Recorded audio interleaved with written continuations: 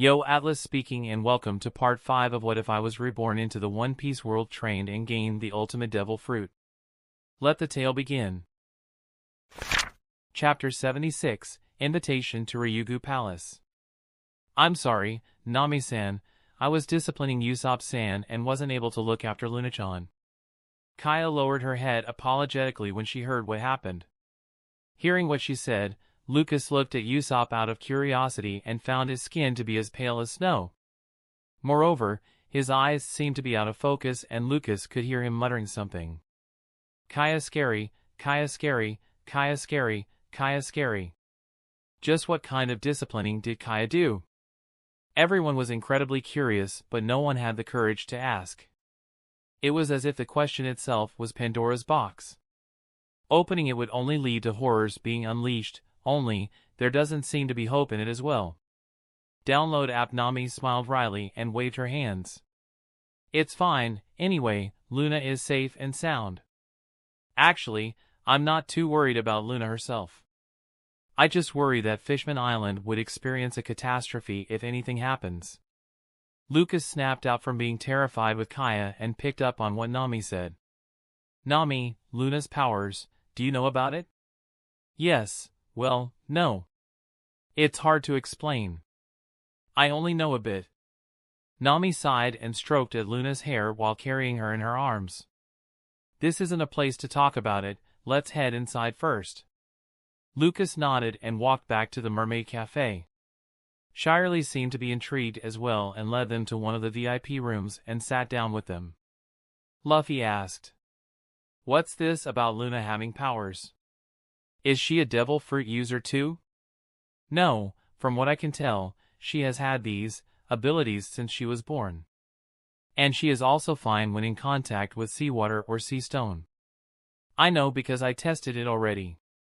Nami shook her head and started to explain from the beginning. When Luna was born, the entire sky was filled with lightning and thunder. Even the weather experts of Weatheria cannot explain why the weather suddenly changed, and they're already the leading experts of weather in the Grand Line. Everyone got curious. Weather? Are her powers related to the weather? After Luna was born and stopped crying, her smile cleared the skies in an instant as if the lightning and thunder didn't even exist. That time, we all thought it was just a coincidence, but whenever Luna cries, disaster always follows. Everyone was dumbfounded. Once was a coincidence. Twice, an accident. But more than that, is already an indisputable fact. If what Nami said was true, then it was as if Luna is God's favored child. Her cries equate to heaven's fury. Hearing about this, you would think that it is better if I leave her alone in the Sky Island and it was better not to bring her, right? Right, I always wondered why you would bring a kid. You know we are pirates, right? In fact, no one here would blame you if you retired. Usopp spoke worriedly and Lucas also nodded. That's right. You know I wouldn't think less of you if you chose not to continue being a pirate, right? At worst, I will also retire with you and we can simply live normal lives.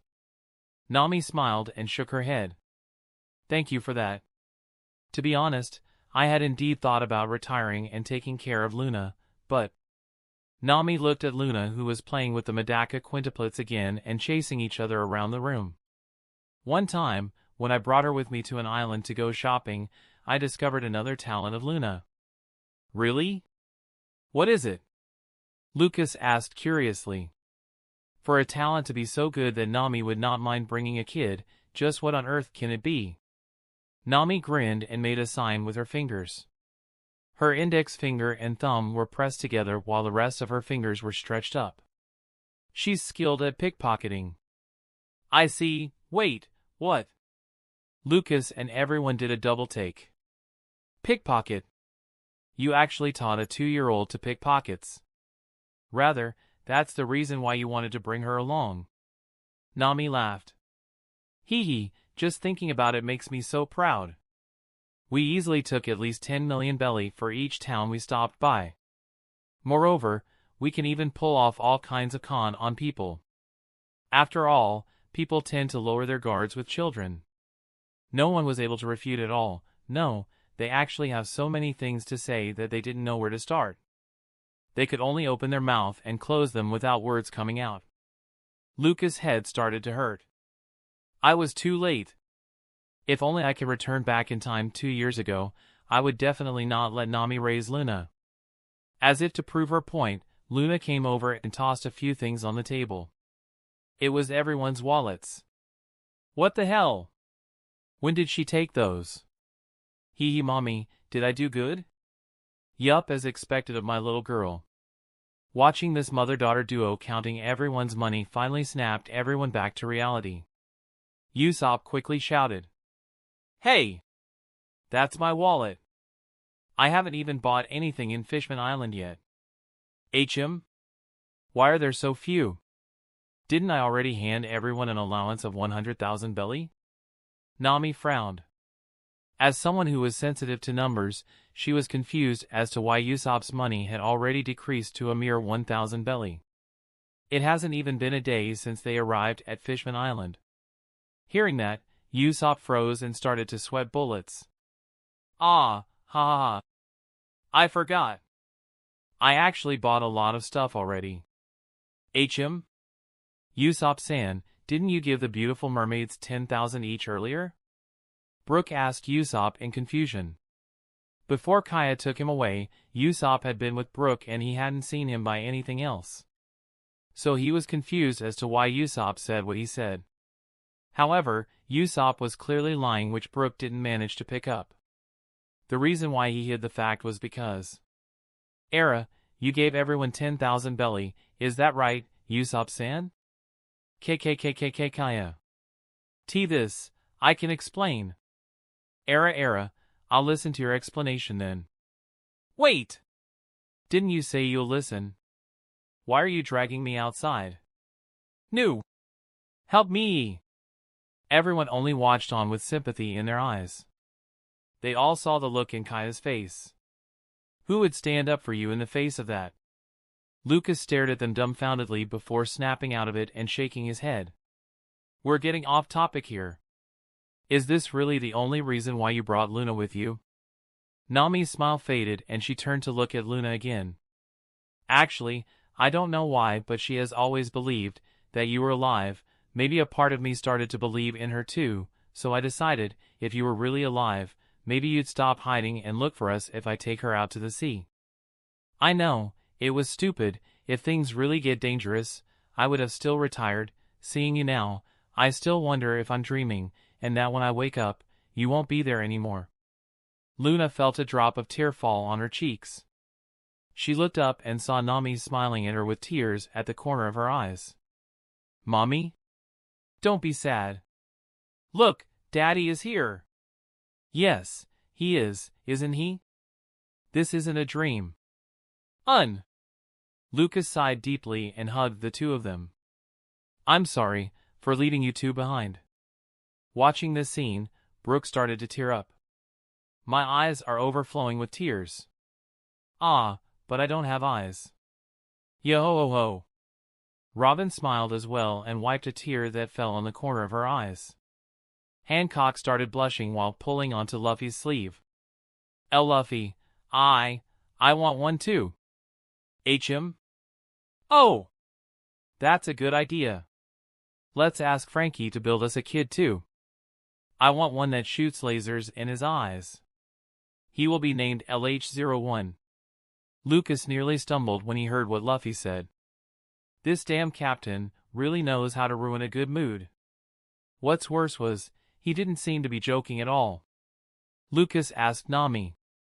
Is it time we give Luffy that talk? What are you, his father? No, but can you really imagine Dragon or Garp teaching Luffy about the birds and bees? Actually, I kinda want to see that. Lucas shook his head with the ridiculous thoughts and chose to ignore Luffy. After that, they started to talk about their past experiences in the past 2 years. A few hours passed. Usopp and Kaya finally came back. Usopp's snow-white paleness and distant eyes creeped everyone out, and all sorts of imaginations appeared in their heads as they tried to guess what Kaya did. Unfortunately, no one still dared to ask, as everyone had different levels of imagination and grew more scared with Kaya instead. Suddenly, they all heard a commotion outside. Looking out the window, they saw a large merman holding a trident while riding a whale. Seeing who it was, Lucas laughed. "Ah, King Neptune's here. Everyone, let's go out to meet him." King Neptune? Why is he here to meet us?" Nami asked in fright. "Generally, don't royalty try to avoid pirates?" "Wait, there was the case of Vivi." "Never mind, Vivi is a weird case. Anyway, there shouldn't be any reason why royalty would want to visit a group of pirates, let alone the king of Fishman Island." King Neptune saw Lucas and laughed. "Ho ho ho! Lucas, are these the Straw Hat Pirates that you mentioned?" "Yeah. They just arrived at Fishman Island." It's good that you are finally able to reunite with them. This calls for a celebration. Come! I hereby invite you all to join me in the Ryugu Palace." Cammy, who was with the Straw Hats, was badly frightened with what she just heard. She didn't think that her human friends would be invited to the Ryugu Palace. King Neptune saw Cammy and Shyarly were also present and nodded at them. "The two of you can also join us. Is it okay?" Shyarly smiled and didn't seem as tense as Cammy. "Ho ho ho! It's not a problem. There's no need to act so distantly to us, Shyarly." "Foo-foo, then I shall accept. Let's go, Cammy." "Yeah. Is it really okay for me too?" Cammy still can't believe what was happening. It has been her dream to be able to see Ryugu Palace, but she was only a simple mermaid and would never have a chance. She didn't think that she can now go because of her relation with the Straw Hats. Shyarly just smiled. "It's fine. The old man already said so too. Just follow." "Okay." The crew, along with kind Neptune, Shyarly, and Cammy, boarded a large shark as it lifted them up to the water tunnel connecting to the Ryugu Palace. Unlike in the original version, Megalo wasn't eaten by the Kraken and had remained by Shirahoshi's side. This was mainly because Lucas had kept watch of it and waited for it to be eaten in order to know when the Straw Hats would arrive. However, because of this, Megalo had become insecure with the looks he's been getting from Lucas and chose to hide in Shirahoshi's room the whole time. And this was because he had accidentally heard Lucas mutter when he was wondering whether shark's fin was really taken from a shark's fin or not, and that he said it was delicious. This time, if King Neptune hadn't ordered him, he wouldn't want to meet Lucas again. It only took a few minutes for them to arrive in front of the palace. Looking at the artistic and beautiful scenery, everyone was momentarily speechless before finally exclaiming its beauty. "Here we are. Welcome to my Ryugu Palace. We're here. This place is so cool." Luffy's eyes started to shine as he looked at the palace. The others were all similarly excited as well. The doors started to open for them. Just looking at it made Luffy excited once again. This looks like a fun castle with lots of stuff in it." "Mommy! Daddy! Look! A dragon!" "Hee, it certainly looks cool, right, Luna?" Nami smiled.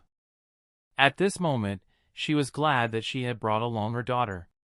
True, there will be lots of danger ahead of them, but it's these moments that make the journey worthwhile. After heading inside, the guards prepared a large bubble for them to travel with. Afterward, they were greeted with the three princes and Shirahoshi along with the Queen Otoheim. Otoheim looked at King Neptune angrily as it seemed that King Neptune had snuck off without permission to grab the Straw Hats. While King Neptune was being scolded by Otoheim, Lucas noticed Luffy had already disappeared. Checking the time, Lucas guessed that it should be time for Shirahoshi's lunch. Hancock's also gone, she must have followed Luffy. She's probably the only woman who can follow Luffy's whims without a word. Lucas sighed and thought for a moment before leaving as well. He took Luna from Nami and said to her, "Let me hold on to Luna for a moment.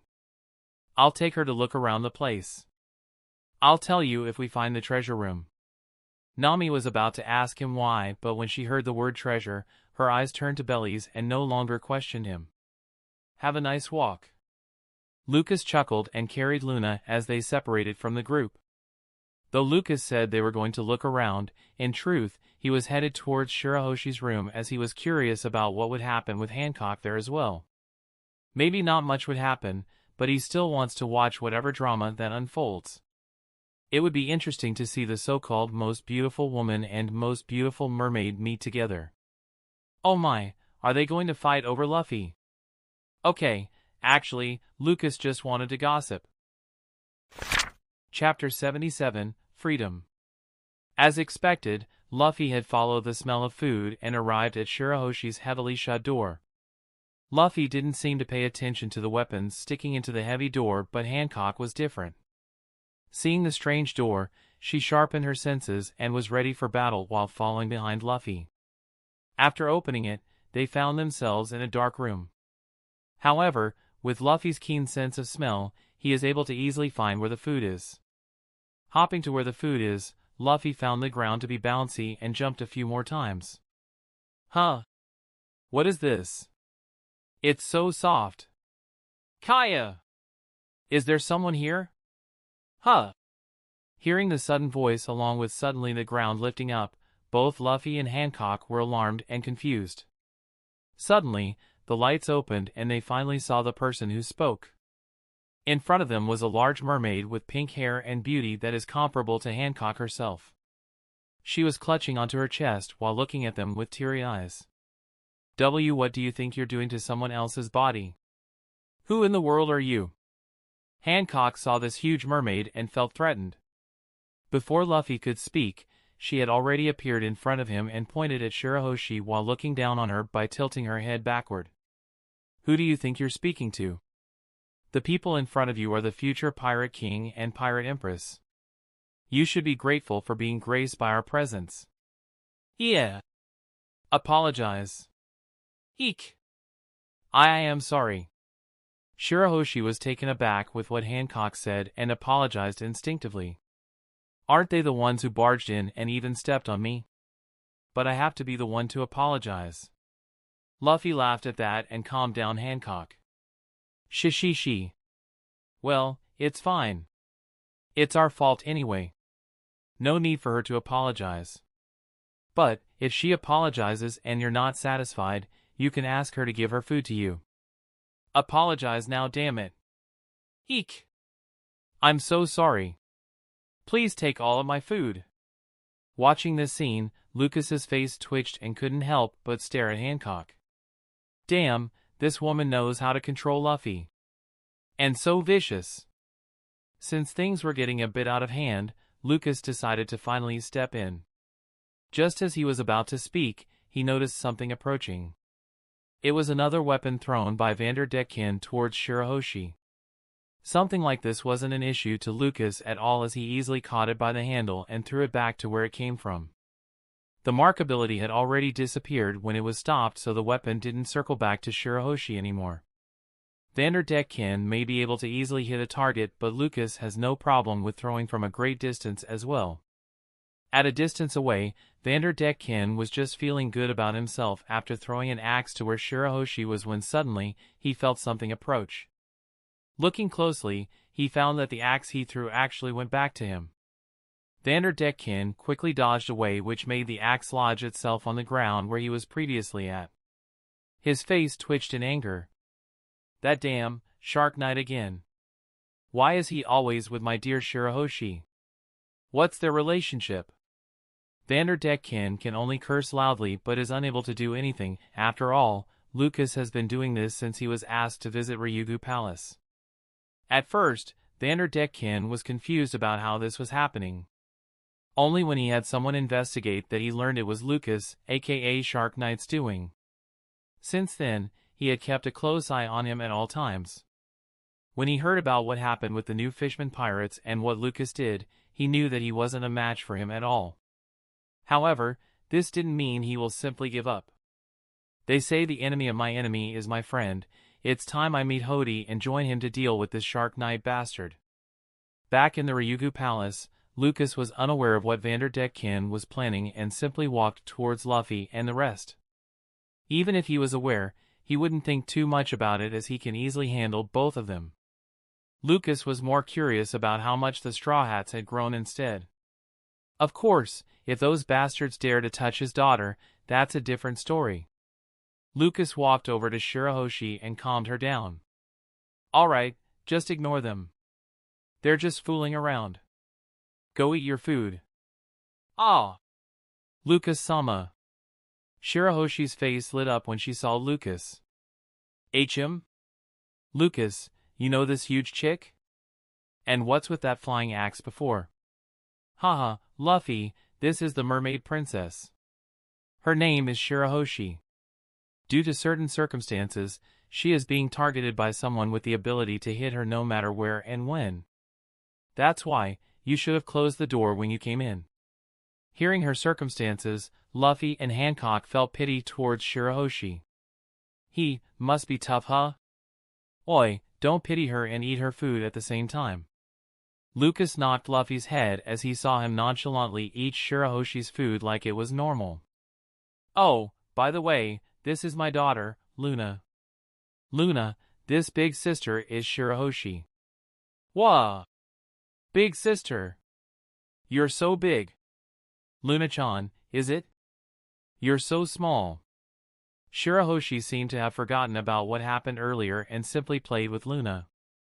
On the other hand, Luffy is still eating her food. Lucas sighed and shook his head. When it comes to food, there's nothing you can do to separate Luffy from it. Since Shirahoshi is playing with Luna and Luffy was busy eating, Lucas and Hancock had a rare moment alone and didn't know what to do.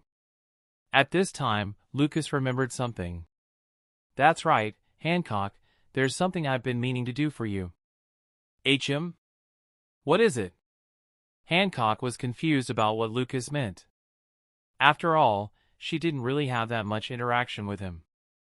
Lucas grinned. I want to see if I can remove that mark on your back. Hancock's eyes widened and took a defensive stance. Did Luffy tell you?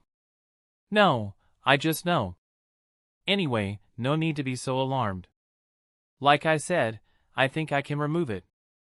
That's impossible. I've tried many ways to remove that mark, but it doesn't work. Hancock shook her head, afraid to gain hope and be crushed by it in the end.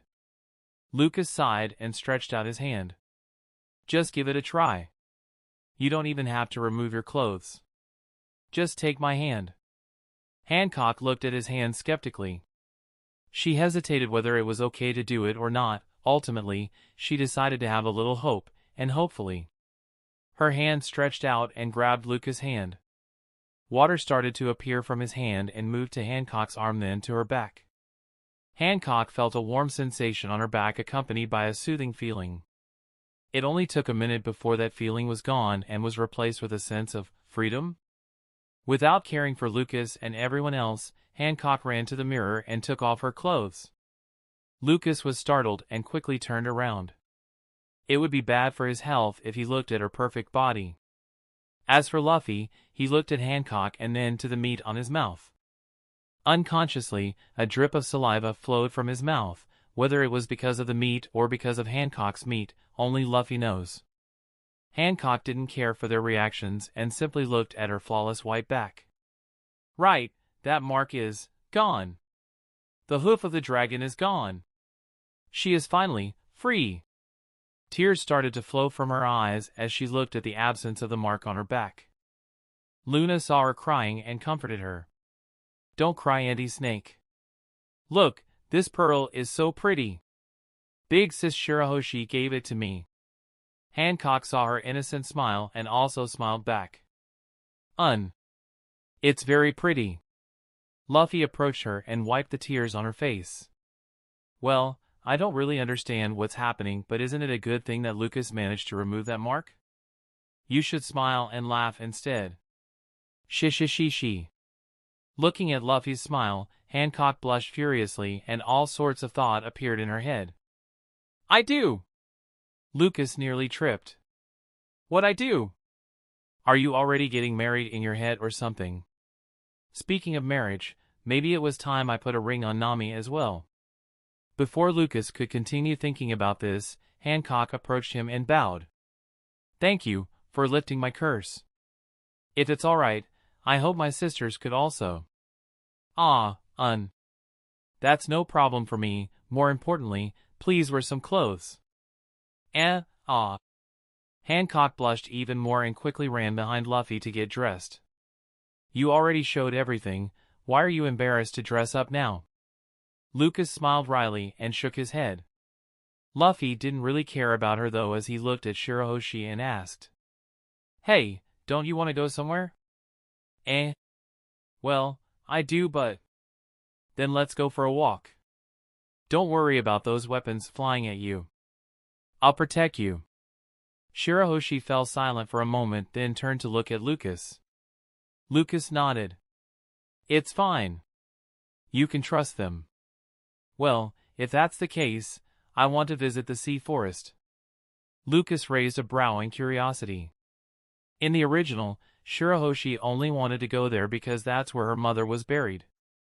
This time, her mother is still alive and well, so why does she feel the need to go there again? Luffy asked as well. I've been there earlier. That's where Jinbei is. Do you want to see him? Boss Jinbei? So he is there as well. Yeah. But if you didn't know that, then he's not why you want to go there? Shirahoshi nodded and looked at the direction of the sea forest. Since I was a kid, I always had this feeling that I needed to go to that place. As if someone is calling me, I know it's weird, but I want to find out about it. Hearing this, Lucas frowned. Things are certainly different in this version.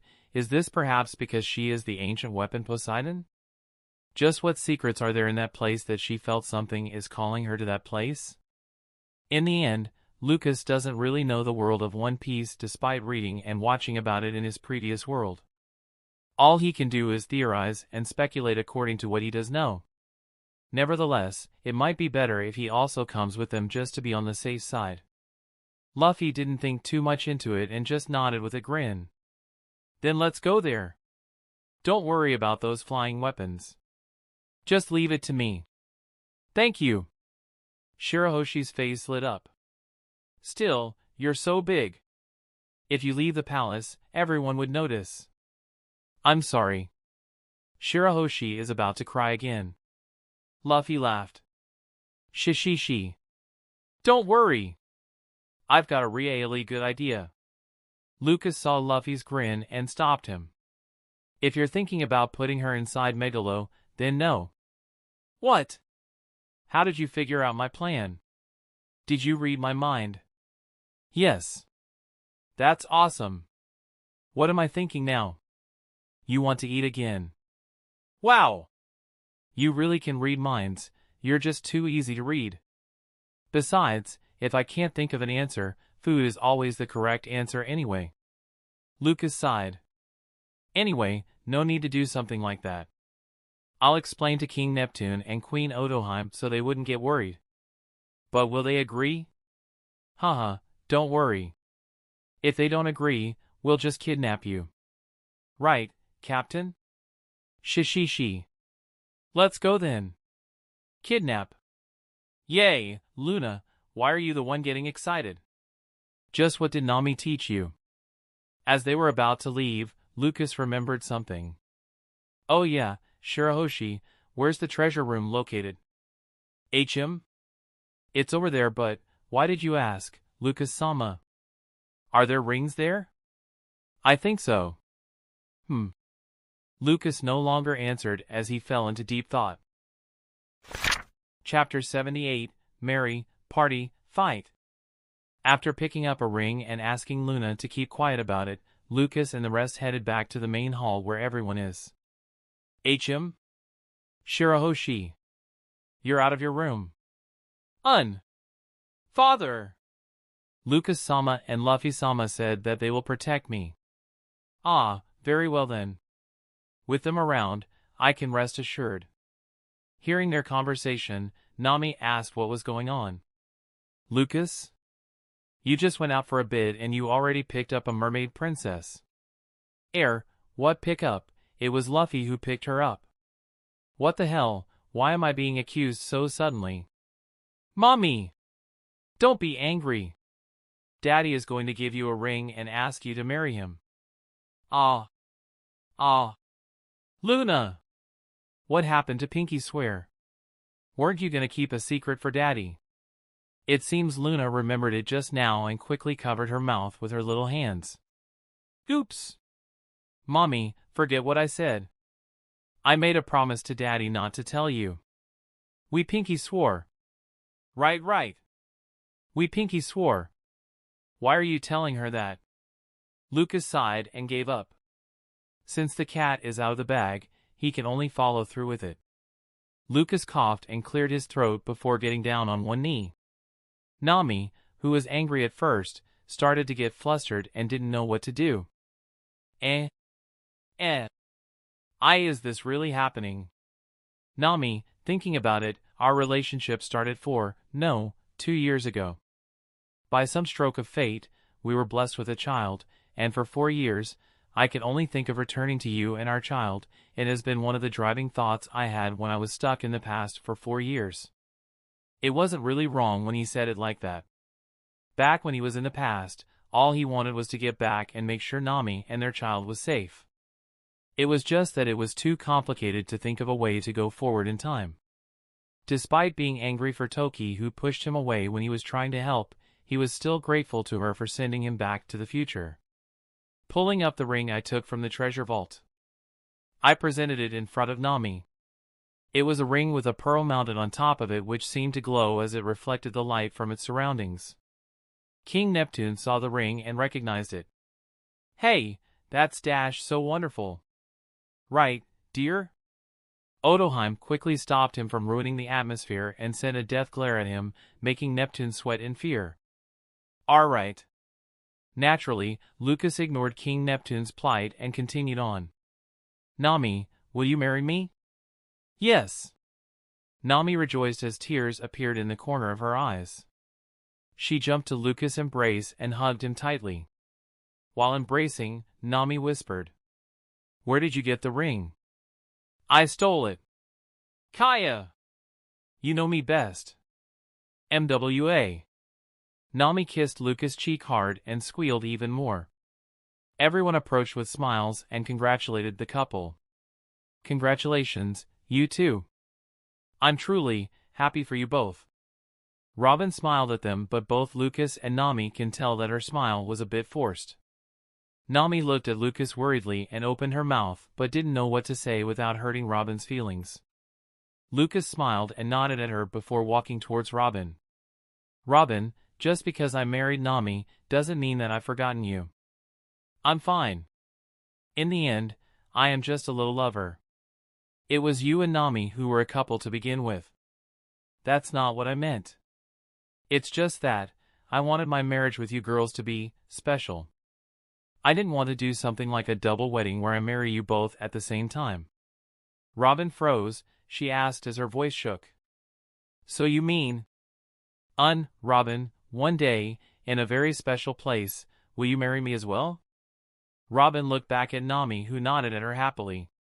Seeing Nami's approval, Robin hugged Lucas as well and answered. Yes. That's a relief. Ah. For the ring, I already have it, but I'm keeping it a secret until the actual day. Foo-foo, I'm sure I will like it anyway. Hee, I got it from the past and is full of historical memories. Robin's heart skipped a beat when she heard that and quickly grabbed onto Lucas' collar. Where is it?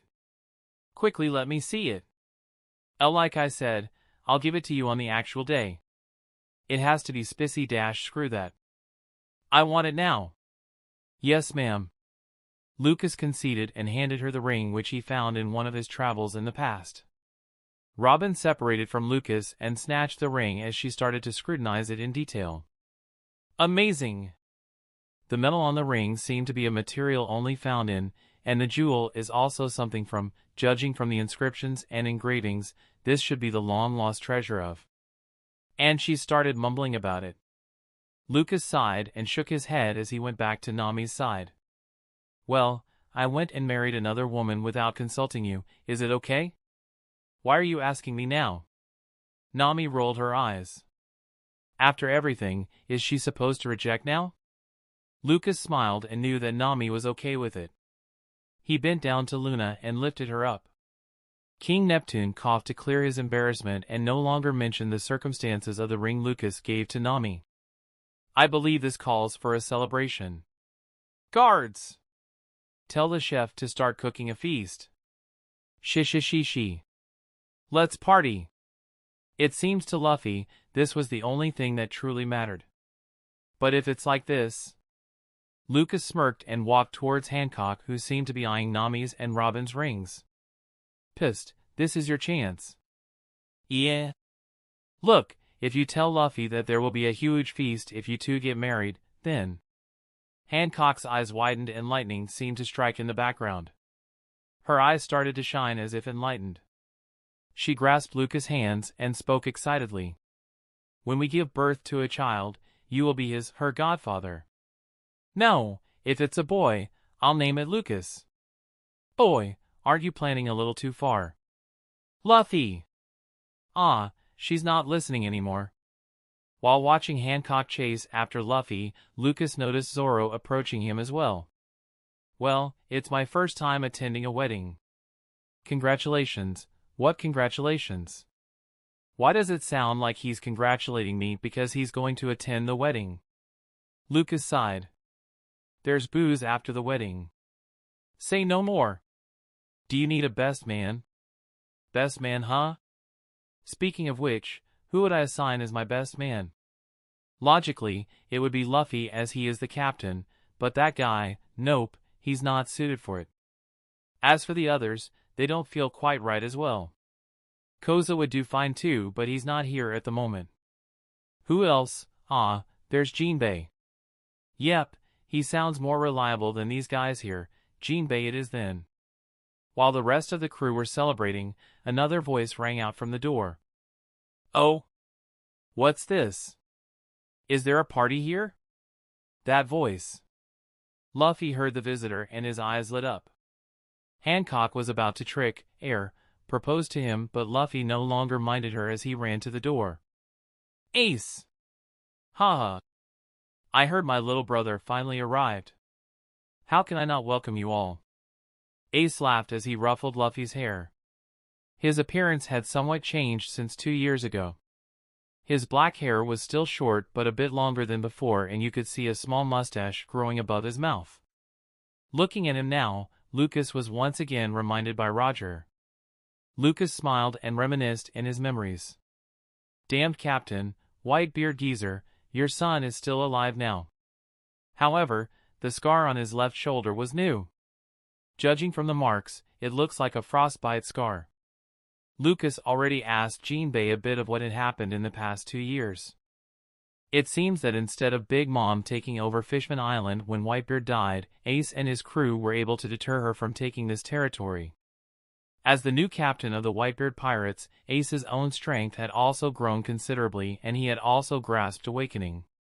When he did, he tried to go against the new fleet admiral, Akiji, to prove his strength.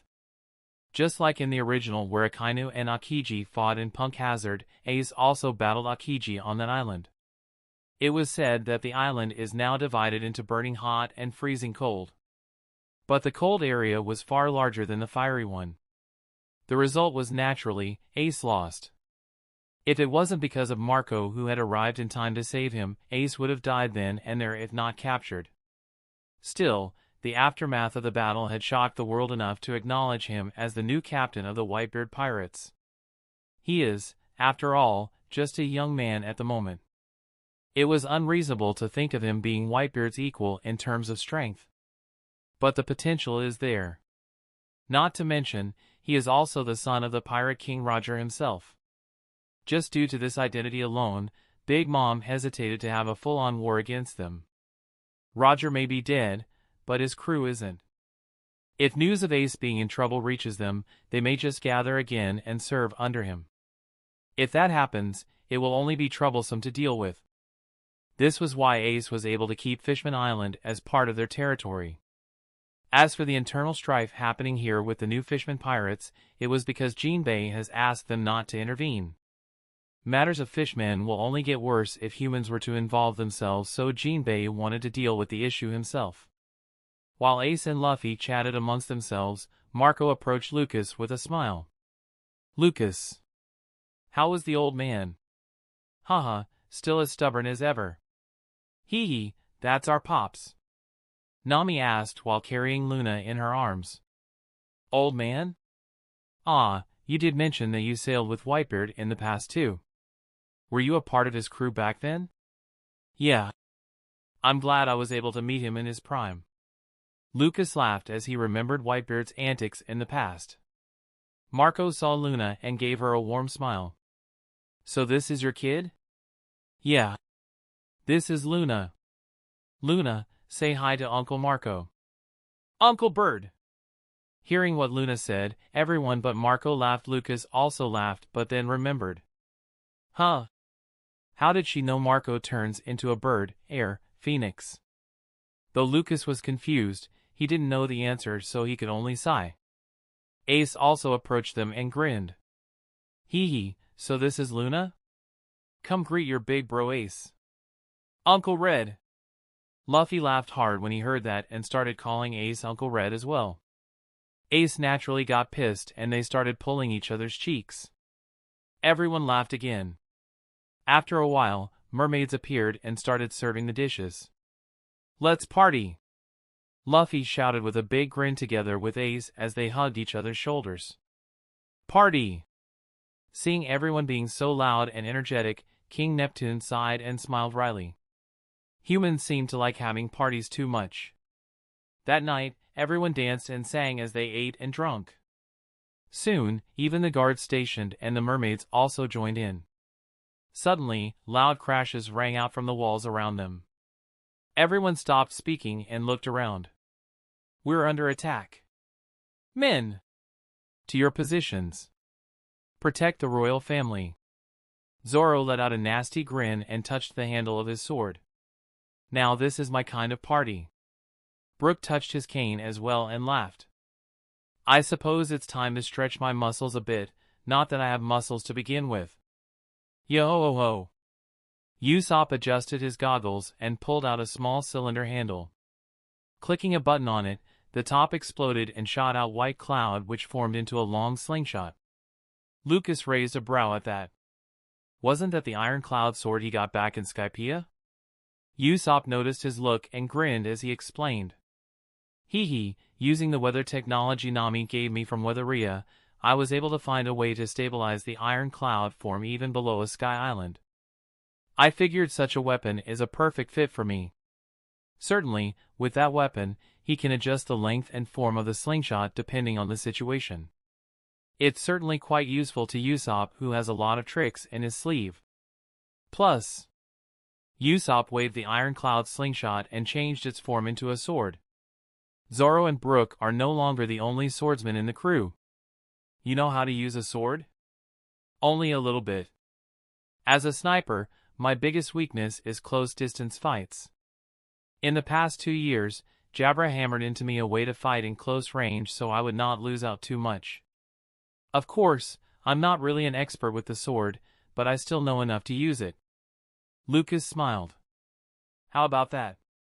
The cowardly and unmanly Usopp from the original has become reliable now. It was a good choice to put him and Jabra together." Nami also got battle ready and extended her new climb attack while Robin simply crossed her arms. Kaya pulled out a vial of something from her bag and Hancock raised her leg, ready to kick some ass. Ace and the rest also got into their battle stance and got ready. Luffy crackled his fists with a grin. Shishishi. The party's just starting. Chapter 79, Warm Up. As everyone got ready for a fight, the doors opened with a loud boom and they all saw a group of injured pirate humans appear. "The humans have invaded. Protect the royalty." Lucas frowned seeing the fishmen guards surround King Neptune as well as Otoheim, the princes, and the princesses. Not only were those guards looking warily at the invaders that just arrived, they were also looking wary towards Luffy and the rest. And to think that they were partying happily just a few seconds ago, it was evident that their distrust of humans isn't as shallow as they appeared to be. King Neptune and Otoheim also noticed this and sighed. Neptune spoke up to ease the minds of the guards. Judging from their appearances, they seem to have been thrown here by Vanderdecken using his ability. Shirahoshi is here so naturally, their destination also landed them here. Make sure to protect our guests as well. Why yes. As you command. The guards knew their mistake and quickly rearranged themselves when Lucas stopped them. He smiled and shook his head. Let these guys deal with them. They're already itching for a fight. Haha, they sure look it. Besides, old man, you're not letting me deal with Hodi, so let us deal with these human pirates instead. Ace laughed and put on his hat with a grin. The tips of his fingers started to turn into fire. King Neptune smiled wryly and nodded. Very well then. Will they be all right? Shirahoshi asked while tugging her huge hands onto Lucas' clothes. Her little sister, Shirahoshi, also looked up at Lucas with worried eyes. Before Lucas could even speak to reassure them, Luna spoke first. Don't worry. My mommy, uncles, aunts, and big sisters are super strong. I see. Little Luna, you trust them a lot, huh? Shirahoshi's mood relaxed seeing Luna smile.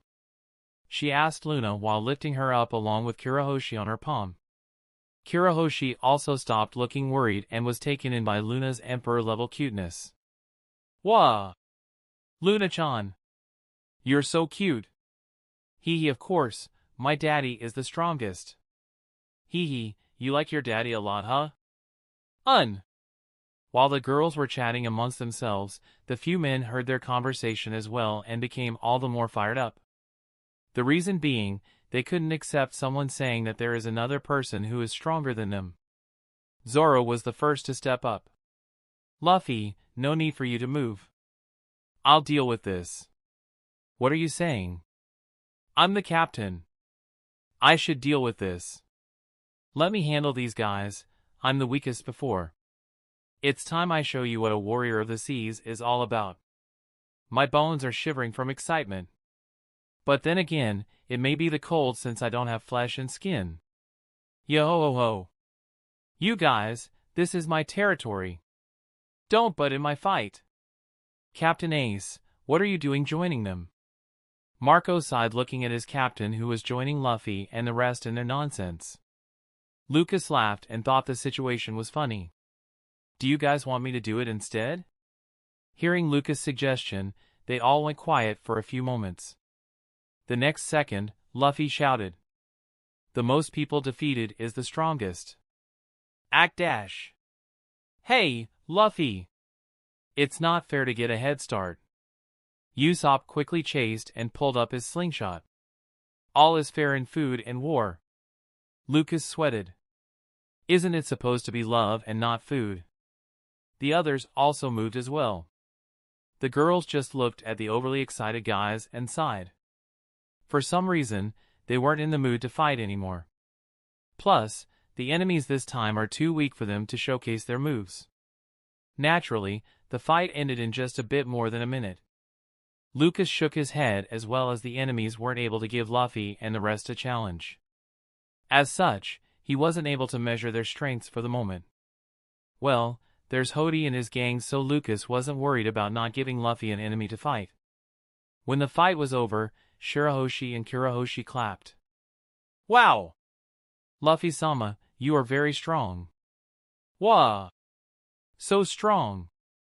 Luna patted her chest as if she was the one being praised. Since she was cute, everyone just laughed and smiled at her. Zoro sighed, still unsatisfied with the lack of action in the fight just now. What do we do with these guys? Well, locking them up is fine. We can send them off to the surface and hand them to the Marines later. What's more important is how to deal with the one who sent them. King Neptune sighed as well.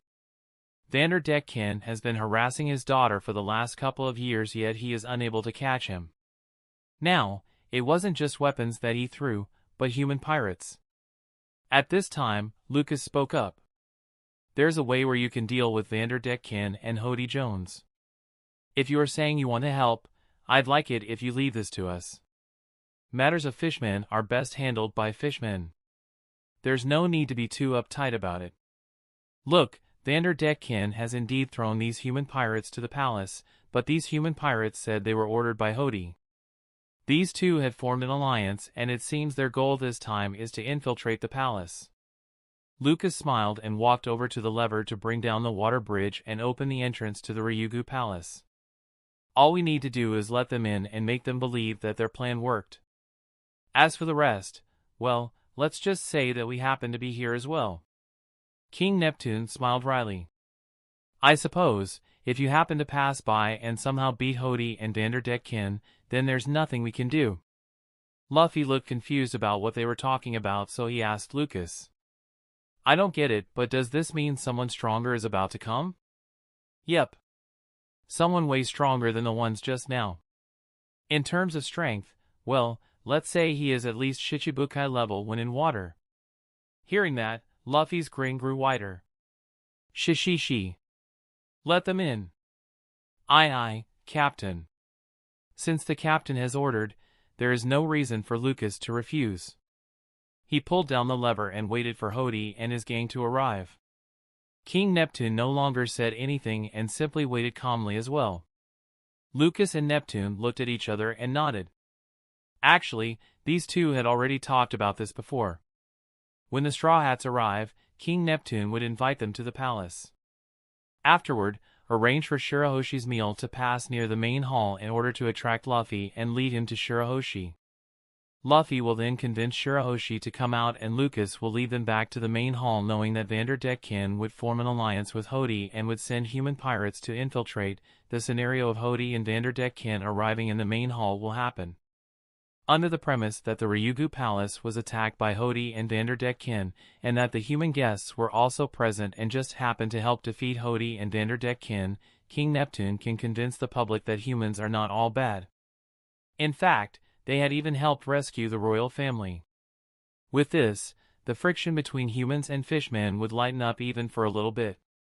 Not to mention that King Neptune can finally get rid of the thorn in his kingdom. It was a win-win-win scenario. Sure enough, a minute after Lucas pulled the lever, a new group arrived led by two individuals. Hodi Jones and Vanderdecken. Hodi arrived at the scene and frowned. Looking at the unconscious and captured human pirates, it didn't seem to make sense that they were able to lower the bridge. A trap. Hodi grimaced but didn't panic. He was still confident that he could defeat everyone with his power. Sadly, this arrogance would only cost him his life. Vanderdecken saw Shirahoshi and started to smile dirtily. Ah, if it isn't my lovely Shirahoshi. How nice of you to go out of your way and leave your tower for me. Shirahoshi trembled upon suddenly being called out and tried to shrink herself behind Lucas. Please don't call me so familiarly, I don't know you. Godash. Well, there's plenty of chances for us to get to know each other better once we're married. Marry? But, you're not my type. Godash. Vanderdecken suffered another invisible blow to the heart. Hearing her, Lucas smiles wryly. He has heard of this line before in the anime and felt it was funny at the time. Now hearing it firsthand makes him wonder, just what or who is Shirahoshi's type then? If she had said that she doesn't like Vanderdecken, then it was fine.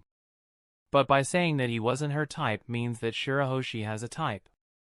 Perhaps someone she likes. Lucas is really curious about the answer, but, for some reason, he felt that if he were to ask that, he would only be digging a huge grave for himself. Lucas sighed. Women, why are they always like Pandora's box? Open it and you will find yourself full of evil thoughts. Then, Luffy suddenly spoke. Oi! Are you the guy who's been throwing weapons at her? Straw Hat. Is it you? Are you the bastard who took my Shirahoshi's heart? Unforgivable. Unforgivable. Vanderdecken stomped his feet angrily but didn't dare to attack rashly. His confidence is only coming from the fact that Hodi is beside him. If he were to attack just now, he would no doubt be sending himself to his own death. More so. Vanderdecken glared at the man wearing shark armor in front of Shirahoshi and gritted his teeth. Why is this Shark Knight always getting in the way? Before Hodi and his men had arrived, No, even before the throne pirates arrived, Lucas had already donned his Shark Knight armor to preserve his identity. If the Marines were to know that Lucas was still alive, it was unknown what they would do out of desperation. Perhaps to Hodi and Vanderdecken, the only person they would find troublesome to deal with in this room was Lucas. As for Luffy and the rest, they are just humans. How can they be superior to us fishmen? Well, if they knew that the Shark Knight is also human, well, it would be an interesting sight to see.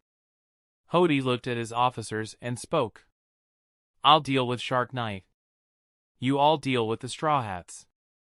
Hearing that, a vein popped on Luffy's temple. He clenched his fist tightly and glared at Hodi. Oi! Do you think I'm not here? How about all of you come at me? I'll deal with all of you myself. Zoro glanced at Luffy and sighed. The next moment, he relaxed and sat down as he closed his eyes without care. Nami pouted but went back to Luna anyway. She wasn't interested in the fight anymore. Ace laughed and removed his hat. Since my little brother wants to take care of them on his own, there's no need for us to step in as well. Actually, Ace also wanted to see how much Luffy has grown. The reason why he went along with their fight earlier was simply because the guys earlier were too weak for him to see Luffy's strength. Might as well join them and deal with it quicker. Everyone also stepped down when they heard Luffy. They all believed that Luffy wouldn't lose. If he did, then he isn't worthy to be their captain. Hodi frowned as he looked at Luffy's small figure. Human, don't think just because you're strong in the surface world, that you're strong here as well. We are the superior GAH-. He wasn't even able to finish his sentence when suddenly, he felt a strong pain on his stomach. The next moment, he was sent flying. Everything only lasted for a fraction of a second, and even the new fishmen pirates didn't notice it at first when their captain was sent flying. Only after a few moments when they saw Luffy's arm was steaming red and the fact that their captain was no longer in his spot did it sink in. Sea Captain! Hodi groaned as he pulled himself out of the wall that he crashed on. His eyes turned red as he glared angrily at Luffy. This damn human dared. No longer speaking nonsense, his body shot forward with insane speed and his mouth wide open, ready to bite down on Luffy's neck. Luffy just glanced at him calmly and let him bite. Hodi expected to see his blood splatter and his head rolling on the floor. However, what happened was completely different from what he expected. The sound of something shattering was heard. It wasn't the sound of Luffy's bones shattering, instead, it was the sound of Hodi's teeth being broken into pieces. What? His neck turned black. How hard can his neck be? Seeing this, Lucas and Ace nodded. Not bad. His armament haki is quite strong and it seems he's able to freely control it as well without difficulty. Lucas recalled the original version and felt that Luffy's armament haki has gone up a notch here. Luffy grinned and swung his fist down on Hodi one more time. This time, Hodi learned from his mistake and dodged quickly. Luffy let him retreat and simply stared at him. Hodi grimaced. He waved at a fishman on his side who approached and presented him with a bowl of what looked like candies. Lucas sighed seeing that. Energy steroids, even if this stuff can make you stronger for a period of time, taking in a lot of it will only lead to your own destruction. However, Hodi wasn't listening to him at all as he took a handful of ES and gobbled it all up. Hodi's whole body bulked up and he felt a surge of power run through his veins. He didn't have white hair yet like in the anime, but he was definitely a lot stronger than just a moment ago. Ha ha ha ha. This power. Let's see you send me flying a guy GHHH-. Boom once again, before Hodi could finish speaking, he was sent flying. Luffy's fist was clad in black as it steamed. This time, Luffy had used armament haki as well at the same time of his second gear attack. Luffy frowned. What? Did he even get stronger? The fishmen sweated at that. They all took a step back and looked at Luffy in fright. Too scary.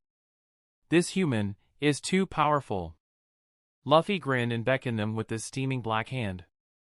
Like I said, why don't you all come at me at once? Just right, after a meal, I needed to warm up. Lucas smiled wryly once again. It seems he's starting to pity Hodi a bit now. Chapter 80, Released. As soon as Luffy said that, the new Fishman Pirates officers went into action. Dosen wielded a huge hammer and swung down at Luffy. Dosen! Luffy glanced at it and lifted his left hand to block. Bam! A dull sound rang out, but the hammer didn't budge Luffy even by a millimeter. Dosen grew irritated and swung his hammer again. Each blow was stronger than the last. Doken! Boken! Zukan! Bagon! Jayaban! Bam! Bam! Asterisk bam! Bam! Bam! Asterisk hearing Dosen shout out loud the onomatopoeia of his attack, even Lucas felt awkward and wished he could just Gogi in his face. As if hearing what he was thinking, Luffy swung down his armament hockey-clad fist and smashed it on Dosen's face. Gogian! Boom! Dosen was sent flying and landed right next to Hodi. Luffy snorted and was about to look for his next opponent but felt something on his foot. Looking down, he saw the ground suddenly changed and revealed a fishman with crooked blue and purple stripes. Zio calmly looked at Luffy without a change of expression, then said, "Humph, how did you like my Super Soul headbutt?" He was too proud to admit his mistake. Apparently, Luffy wasn't amused by it and simply smashed his foot down hard. Then have a taste of my Goma Goma no stamp. Godash! How merciless! After dealing with Zio, a small shadow quickly shot at Luffy from his blind spot. Daruma had used his sharp teeth to cut through the ground to create a network of tunnels underneath. Using this, he was able to easily enter Luffy's blind spot and launch his attack. Maybe if it was Luffy in the past, this would be considered troublesome for him to deal with. But now, Luffy didn't even turn around. He simply tilted his neck to dodge and swung his fist again. KHHHH-. Daruma was confused how Luffy saw him coming but knew not to dwell on it too much at the moment as he needed to retreat. He can slowly think about it underground where Luffy can't reach him. That's why he tried to enter the ground again as soon as he landed, only for Luffy to reappear next to him before he could even bite through the ground. Bam! He was hit again. While Daruma was sent flying again, Ikaros charged at Luffy with his spears but was easily dealt with as well with Luffy's attack. Gomu Gomu no! Jet Harpoon! It was basically just Luffy extending his arm with all 5 fingers using Shirgan. It was an attack meant to stab through even the thickest skin, a very deadly attack. Slash! Luffy tilted his body to the side and dodged Hyuzu's slash. Being an octopus allowed Hyuzu to hold multiple blades at once. What's more, he also has the ability to secrete poisonous venom and clad his swords with it. Unlike in the original, Luffy's resistance to poison isn't as high as it was because he didn't go through with Magellan's poison torture. Still, poison isn't a problem for Luffy as he had armament hockey. Cladding his hand with armament hockey, Luffy disappeared from his position and reappeared behind Hyuzu. Hyuzu's eyes constricted and quickly swung his blade to meet Luffy's attack. Clang! The two attacks clashed and produced a dull sound and a powerful shockwave. Surprisingly, Hyuzu wasn't blown away but instead, was simply pushed back by a bit. Zoro's eye opened and let out an impressed tone. Ho! After that, he closed his eye again and no longer bothered. He was indeed interested, but since the fight was about to end soon, he had lost interest immediately. As expected, Luffy didn't give Hyuzu any chances and used his jet gatling to deal with his numerous swords. At this time, Hodi finally recovered from being hit. Seeing his officers were all defeated in that moment where he was incapacitated, Hodi was angered. His eyes were bloodshot and his veins were bulging from the anger. He walked to the fishman holding the bowl of ES and chugged everything in it. Instantly, Hodi felt pain like never before. He felt as if his insides were being pulled and constricted numerous times, as if it was undergoing some restructuring from within. He also felt a burning heat rising from within him, which turned into a power that could even be felt by those outside. Hodi's hair started to turn white from the pain and stress his body is enduring. Luffy finally looked serious. Even he can feel that Hodi is already different from before. Suddenly, without any warning at all, Hodi's body disappeared and reappeared in front of Luffy. Luffy's eyes widened as even he felt that Hodi was too fast. Seeing the attack heading towards him, Luffy twisted his body and dodged. It wasn't as if Hodi knew Haki, but Luffy knows Fishman Karate has a way to bypass Devil Fruit abilities as well, and there was no need to risk it. Luffy distanced himself and watched Hodi cautiously. Hodi's speed may be faster than his own, but it wasn't at a level that he can't deal with it.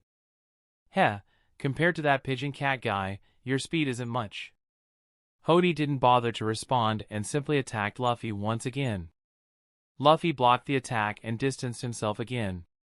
Shi. There's finally someone else I can try this move on.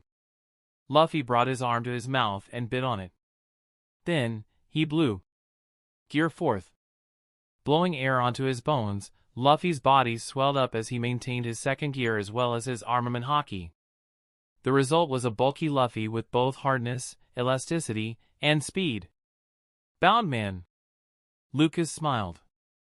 As expected, Luffy still learned 4th gear. This isn't too surprising. But just as he was thinking that, Luffy did something else. And then, Luffy inhaled deeply before exhaling. As he did, thick steam started to be released from his body, covering himself to almost no longer seeing him. Lucas blinked. What is this? How come I never seen this in the original? Gear 4th, released. Released? Huh? What, is this Bankai or something? When the steam let up, Luffy's body had slimmed back down, but he didn't seem to have powered down. His body was still covered in thick steam and both his arms and legs were clad in black armament Haki that also reached to his chest where a spiral flame-shaped mark formed as well. It was as if his power was compressed and compacted. Lucas could even feel a dangerous vibe coming off from Luffy, as if he was once again facing Roger.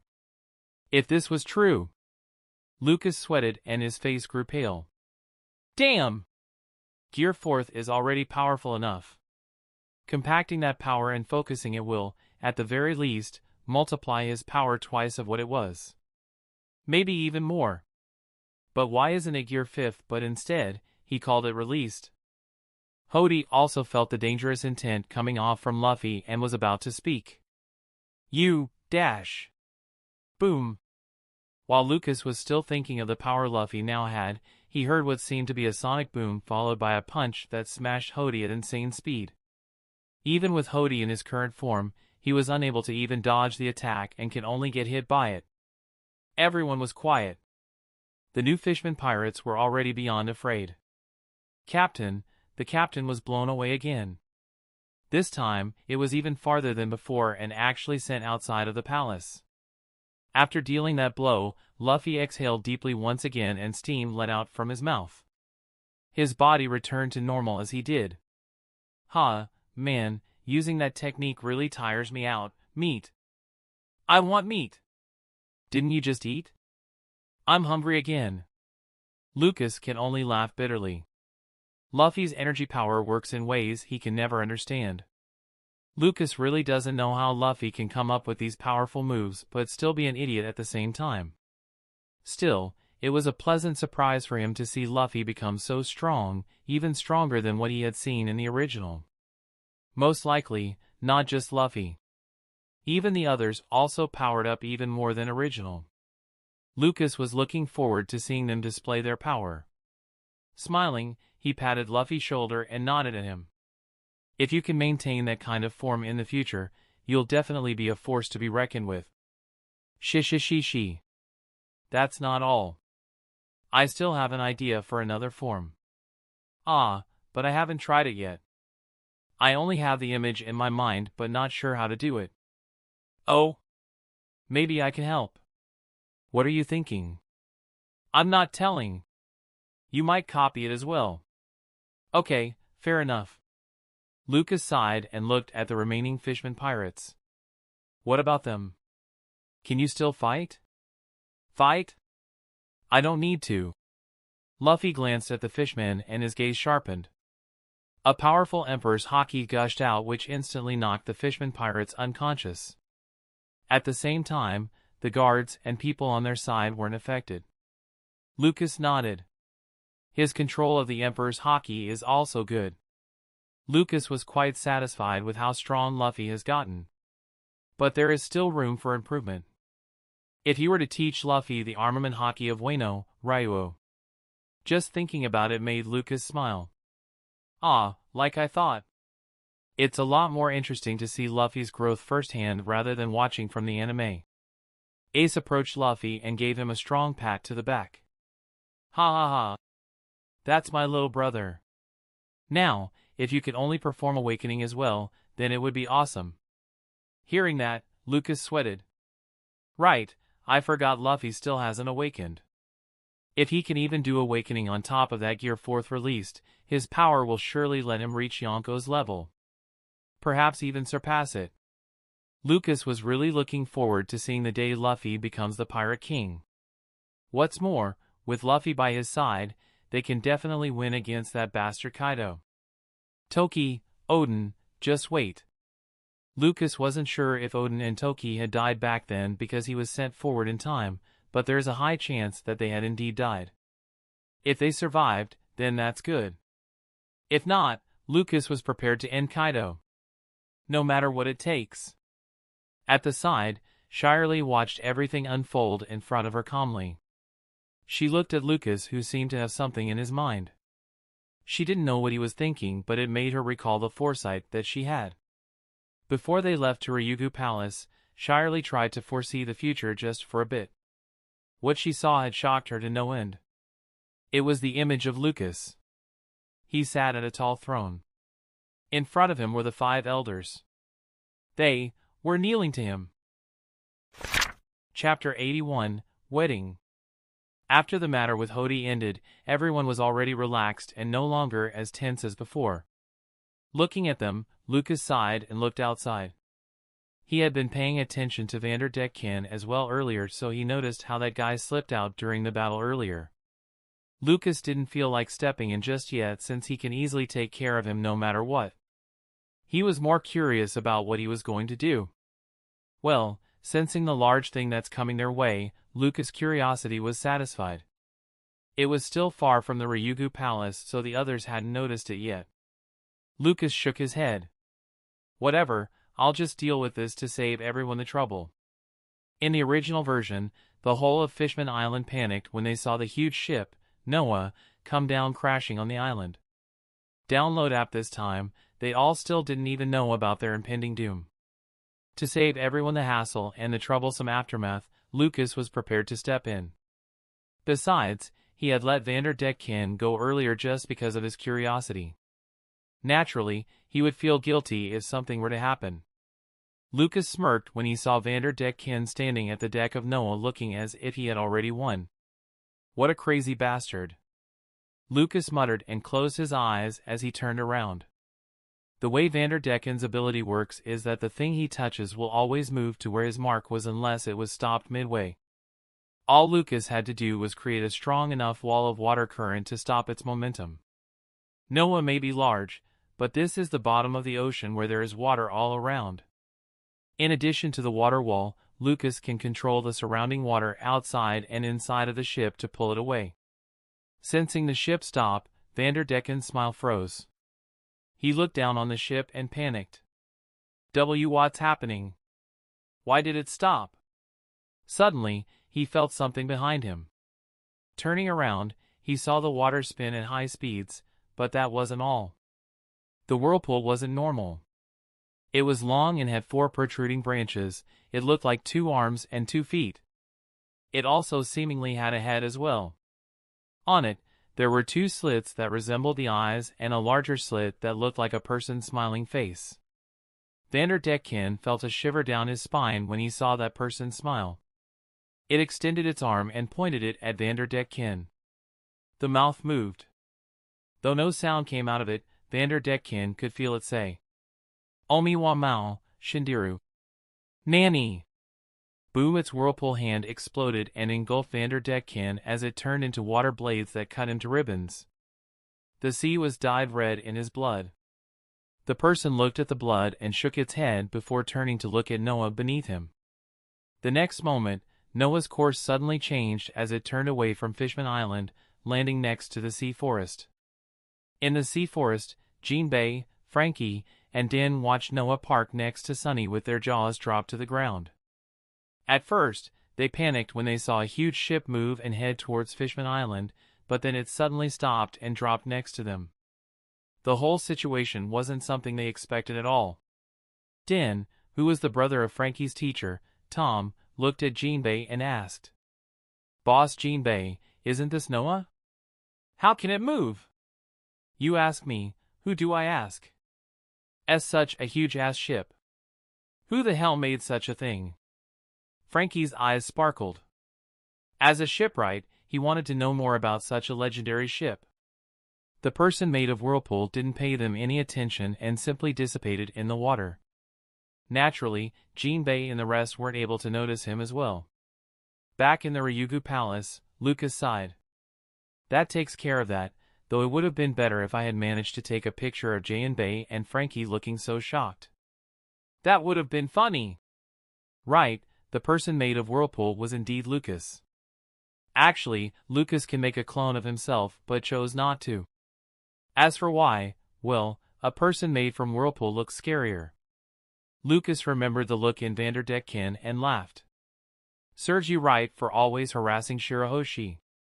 Another reason was because he was too embarrassed to say that line with his actual voice and face. Alright, this is really the main reason. Author, weeb bastard. Lucas, oi, don't pin this on me, you weeb author. It was settled. The author is prepared to make things harder for our main character. Lucas, oh I. Somewhere in the New World. Captain! It seems the Straw Hats are back. A crew member reported to a white-haired man who was looking out the window with empty eyes. Looking closely, this guy resembled Lucas to some extent except for the scars that covered his face and his long hair. This man was the self-proclaimed brother that Lucas had met back in Impel Down, Lucius. Lucius didn't bother to turn and look at the crew member who had reported to him. He continued to stare at the endless sea outside without any emotion. "Have you found his body yet?" "See, Captain, they said his body shattered into ice back in the war 2 years ago." "I'm afraid W-bam, a jet black vine shot out from Lucius' body without any warning and wrapped itself around the crew member's neck while pushing him to the wall." "Afraid?" "See cough. See cap, Tane." At this time, Lucius finally turned to him. The crew member tried to struggle but then saw Lucius' eyes. It was covered in jet black as well. Seeing this, the crew member's whole face paled and his body started to tremble. He had heard stories about their captain who had destroyed a whole island by himself. They said that his eyes had also changed that time. His seniors had also warned him about it. When the captain's eyes turn black, whoever's on the other side of that gaze is bound to die. And right now, he is on the other side of those eyes. His face started to pale even more until his heart stopped on its own. Lucius calmly looked at the corpse in front of him and his eyes reverted to normal. No longer interested, he simply dropped the corpse and looked back out the window. He was no longer emotionless. However, there is only endless hatred in his eyes. Marines, pirates, revolutionary, world government. Lucius uttered. Who knows whether he was speaking to himself or to someone he knew, as if he was making a promise. "I will destroy every single one of you." Boom! A huge explosion of Emperor's Haki exploded from his body. All creatures around them, be it his own crew or the sea kings in the ocean, they all died without any warnings at all. His Emperor's Haki was so dense that it didn't just make everyone faint. Instead, it had stopped their hearts. Suddenly, the door opened once again. Shiryu entered with a cigar in his mouth. He looked at Lucius and shook his head. "It took some time to recruit these guys. You can't just kill them all because you got moody.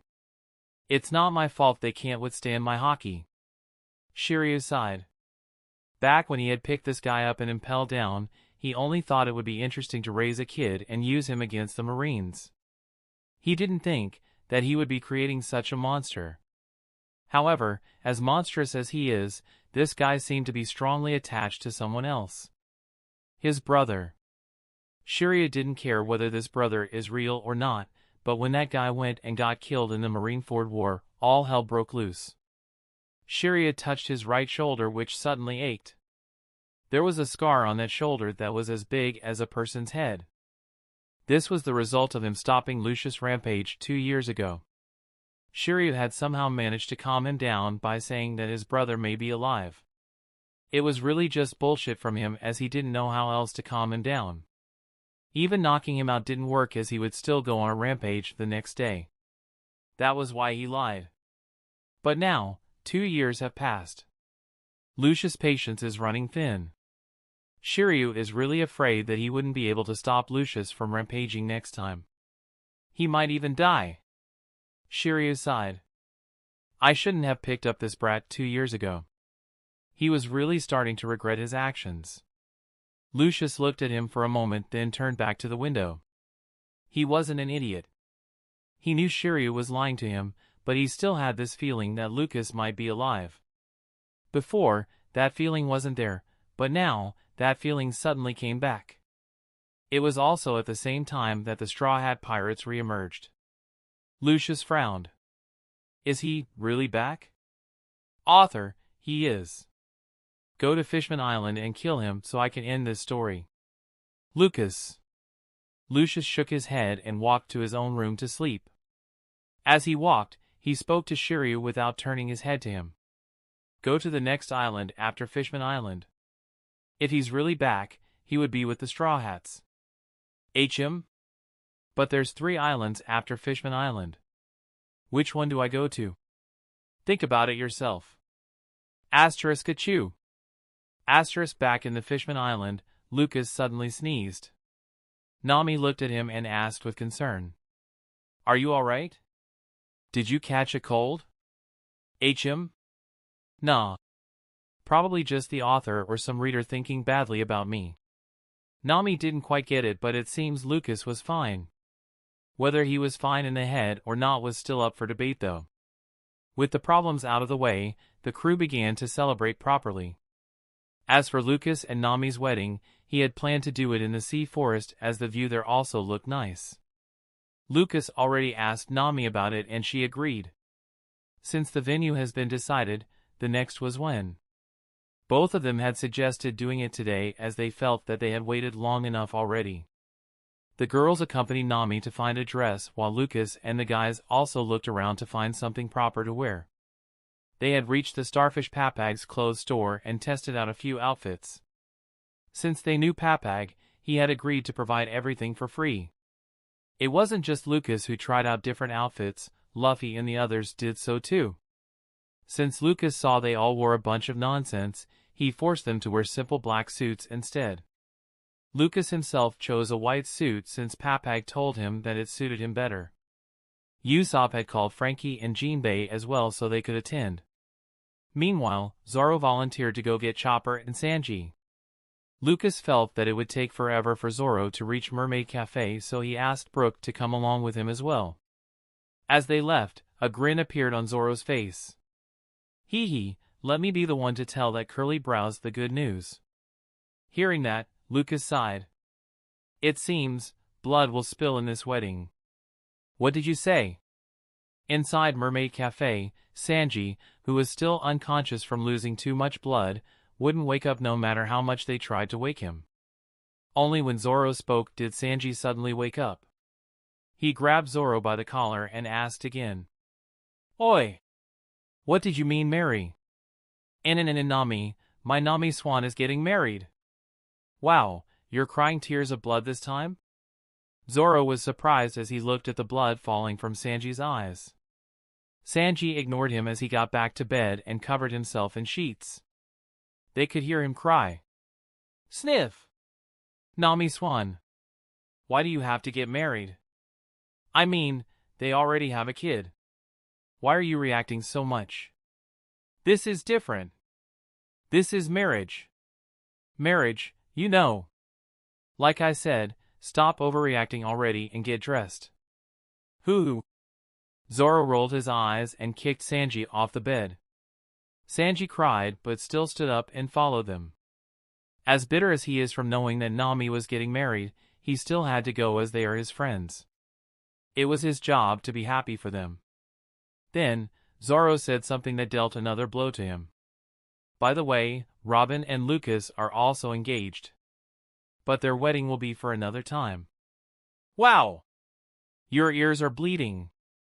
And, it seems his body reacted on its own and decided to get rid of his hearing so he won't hear any more good news. Chopper performed another check and confirmed everything was alright. This is just Sanji overreacting again. As for the bleeding, it already stopped. Time passed as everyone got ready. In the sea forest, Lucas stood before King Neptune, who had offered to officiate the event. Nami was inside the Sunny and was about to make her appearance. Kaya was originally going to be the ring bearer, but Sanji suddenly volunteered to take the role. Since he practically begged to do it, Lucas felt bad and agreed to it. Little Luna is the flower girl. She looked so happy throwing the petals around beside Robin, who was the maid of honor. Finally, the time for Nami to appear came. She held a staff and shot a white cloud platform for her to step onto and walked on it. This girl really likes to make an entrance. Lucas smiled wryly but didn't mind it. He looked at her as she walked on a path of cloud while dressed in white dress with a thin veil over her head. When she stood next to him, Lucas fell into a trance. It has been a long time since he had arrived in this world and met the Straw Hats. Back then, he only wanted to sail with them and watch the events of One Piece unfold with his own eyes. And now, he is marrying Nami. So much had happened in the past few years that made it seem like his previous world is so distant to him. He wished his parents could also see him getting married. Looking around, he saw the smiles of Luffy and everyone else. His real family may not be here, but there is still his family here that is with him. He looked back to Nami and smiled. Sanji's crying yet smiling face was interesting to look at as he handed the ring to Lucas and Nami. When Nami smiled and thanked him, his eyes turned to hearts again before fainting right there and then. Zoro grabbed his leg and pulled him away from the scene. As we laughed at them, the marriage soon reached its climax. Lucas, will you take Nami as your wife? I do. Nami, will you take Lucas as your husband? I do. Is there anyone who wishes to object to this wedding? Speak now or forever hold your peace. Naturally, no one spoke. And, it seems Zoro had to shut Sanji's mouth tight though. You may now kiss the bride. Lucas looked into Nami's eyes and moved his head forward. Their lips touched as they were surrounded by the cheers of their loved ones. Chapter 82, To the New World. As the celebration continued, Shirahoshi looked into the distance with a longing expression. King Neptune saw her look and sighed. He knew that his daughter had wanted to see the surface world for a while now, but due to her identity, he has no choice but to continue and lock her away from the world.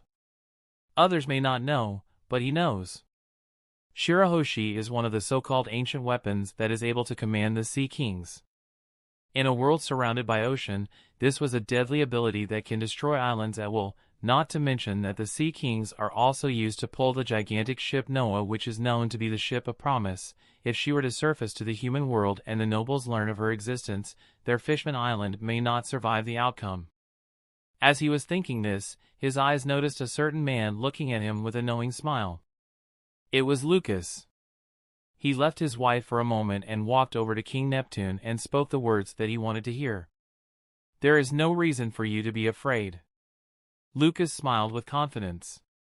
Soon, the world will fear something else more than the ancient weapons. His smile turned into a fearless grin looking down over the rest of the world.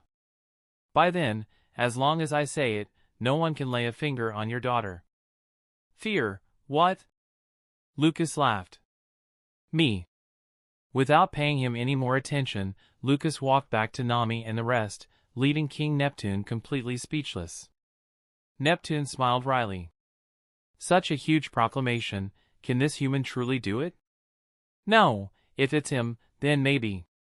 King Neptune fell into deep thought as he started to plan ahead. Shockingly enough, in his plans, there was only the scenario of Lucas fulfilling his declaration and not one scenario based on him failing. Lucas walked back to Nami and the rest and started to chat without worries, but in his mind, his conviction had strengthened as he remembered what he told Roger back then. Shirahoshi approached him and asked, Lucas-sama, thank you for taking me out of the tower. It was Luffy who suggested it, why are you thanking me? But, they said it was Lucas-sama who acted against Dekan-sama. They? Did Frankie and Jinbei tell her about it? But did they even know it was me? Lucas was confused but was even more confused when Shirahoshi continued to explain. I don't really understand it, I just heard a voice in my head saying it. Huh? At this moment, Luffy approached Lucas from behind and patted on his back hard. Hey! I heard you took care of that Vander guy. I told you to stay out of it. Huh? You heard it too? Where? What do you mean where? Obviously I heard it from, Where did I hear it again? That's weird, I just heard a voice earlier. Who was it? Luffy's head was full of question marks and seemed to have already forgotten being angry at Lucas. Lucas sighed but was still just as confused. Was it those Sea Kings? They noticed me? My daddy is amazing. He stopped the bad guy like whoosh. Then he moved a Huwood ship. Daddy's the strongest. Huh? Was that Luna? Lucas turned to look who was speaking and indeed saw Luna excitedly telling a story to the Medaka quintuplets and Shirahoshi who had joined in as well. Lucas was even more confused now. How come Luna also knows about it? Luna, where did you hear that story from? Ah! Daddy! I heard it from my fish friends. Fish friends? Lucas didn't expect such an answer, so he asked again. Do you mean mermaids? Luna shook her head cutely and waved her arms to the side. No! I mean very big fish friends. As big as that ship. Looking over to where Luna was pointing, Lucas saw the ship Noah. Right now, his head was full of question marks. He can still understand it a bit if Shirahoshi and Luffy can hear the Sea Kings, but Luna too. In the end, just what is she? Lucas sighed. In any case, she is his daughter. Lucas wouldn't let anything harm her. No matter what. He smiled at Luna and patted her head. Luna, these very big fish friends of yours, don't tell anyone else about it, okay? Why? Hee, because they are very shy. That's why, keep it a secret, okay? Though Luna didn't really get it, since she is being patted by Lucas on her head, she just smiled and nodded. Time passed as they continued to celebrate and have fun. At some point, Luffy started singing and dancing on top of the table along with Usopp and Chopper. Listen up. As the best man, I command there will be another party tomorrow. Lucas' palm touched his face. In the end, Luffy had indeed ended up as his best man. At first, he was about to ask Jinbei about it, but Luffy was adamant about choosing him instead. What are you saying? I'm going to be the Pirate King. I'm obviously the best man. Those were the words he said that time. It seems he was under the impression that the best man means exactly what it says it is, the best man. Anyway, Lucas had simplified the wedding so it actually didn't require a best man or maid of honor. He had only put them there as some kind of formality. There were no speeches or even exchange of vows, as both Lucas and Nami didn't feel like needing it. After the joyful and loud party, everyone went back to the Ryugu palace to rest. Robin agreed to look after Luna for the night so Lucas and Nami would be left alone. What followed next was obvious. Nami laid on the bed with a red face, clearly still a bit hot from drinking too much alcohol earlier. Normally, her alcohol tolerance is quite high. Even higher than Zoro himself. It's just that this time, she was truly happy and didn't care about getting drunk, so she drank recklessly. Looking at the intoxicated and sexy look Nami is giving him, Lucas smiled and crawled on top of her. Their lips touched and their clothes started to come off one after another. Holding onto her hips, Lucas unlocked her secret chest and inserted his key. Ah! The following morning, Lucas woke up and saw Nami still sleeping beside him while covered in sheets. Recalling how wild she was last night, Lucas can't help but laugh when he thinks she will have trouble getting up later. Perhaps hearing his laugh, Nami's eyes started to open as well. Lucas smiled. Good morning. My head hurts. Nami groaned and lifted her hand to hold her head while trying to sit up. As she did, she froze and lied back down. My whole body hurts. Ha ha ha. Who told you to drink so much yesterday? You didn't have to be so rough last night. Hey, you were the one who moved more than me. Nami blinked for a while and tried to remember. Suddenly, her face turned red and quickly hid inside the sheets. I don't remember. It must be you. Lucas was speechless. Do you even have to blame it on me? Sighing, Lucas kissed her forehead and smiled. Fine, fine. I'm sorry, okay? It's my fault. 10,000 belly. Huh? You need to pay me 10,000 belly for medical fees. Forget it, it was useless to argue with this money grubber. The days passed by quietly as everyone enjoyed their stay in Fishman Island. Finally, Frankie announced that the ship had been coded again, which meant that they can leave the island to enter the new world at any time. Hearing this, Luffy nodded and faced his crew. Okay. As the best man, I propose another party. Why is he still hung up on that best man thing? Still, no one objected to the party as everyone wanted to have one last party as farewell. Lucas had also said his goodbyes to the mermaids of Mermaid Cafe and to Shyarly as well. He thought Shyarly would make things difficult for him, but unexpectedly, she didn't seem to care and simply nodded when he asked to leave. Lucas. Shyarly called out to him and asked something which confused Lucas. If you have the chance to sit on top of the world, would you do it? Huh? Why did you suddenly ask that? Just curious. Lucas raised an eyebrow but still answered honestly. He can vaguely tell why she would suddenly ask. Depends. Is there someone sitting next to me? No. Then I probably won't do it. Lucas shrugged. He looked at Nami and Robin, who was talking to the other mermaid girls in the distance, and smiled. At the very least, even if I do get to sit on the highest throne, there will definitely be someone next to me. What was a king without a queen? At least, to Lucas, he didn't want to be at the top all alone. Shyarly looked at him and shook her head. Whatever. I am tired of seeing these visions. I hope I am mistaken. She looked at the crystal ball sitting on a soft cushion and no longer hesitated. Lucas looked at the shattered crystal ball on the floor and smiled wryly. In the end, this had also happened here. But it seems that instead of the vision where Luffy supposedly burns Fishman Island, the vision Shyarly saw is instead related to him. Are you sure about that? Whatever. I do not wish to see the future anymore when it brings nothing but pain. Lucas knew her burdens but didn't know what to say, so he can only pat her back in encouragement. Usually, he would pat their heads, but Shyarly is a bit larger than normal human size, so it would be weird if he did that. Shyarly felt his warm hand on her back and felt safe for some reason. Confused with this feeling, she decided to ignore it and ignored Lucas as well.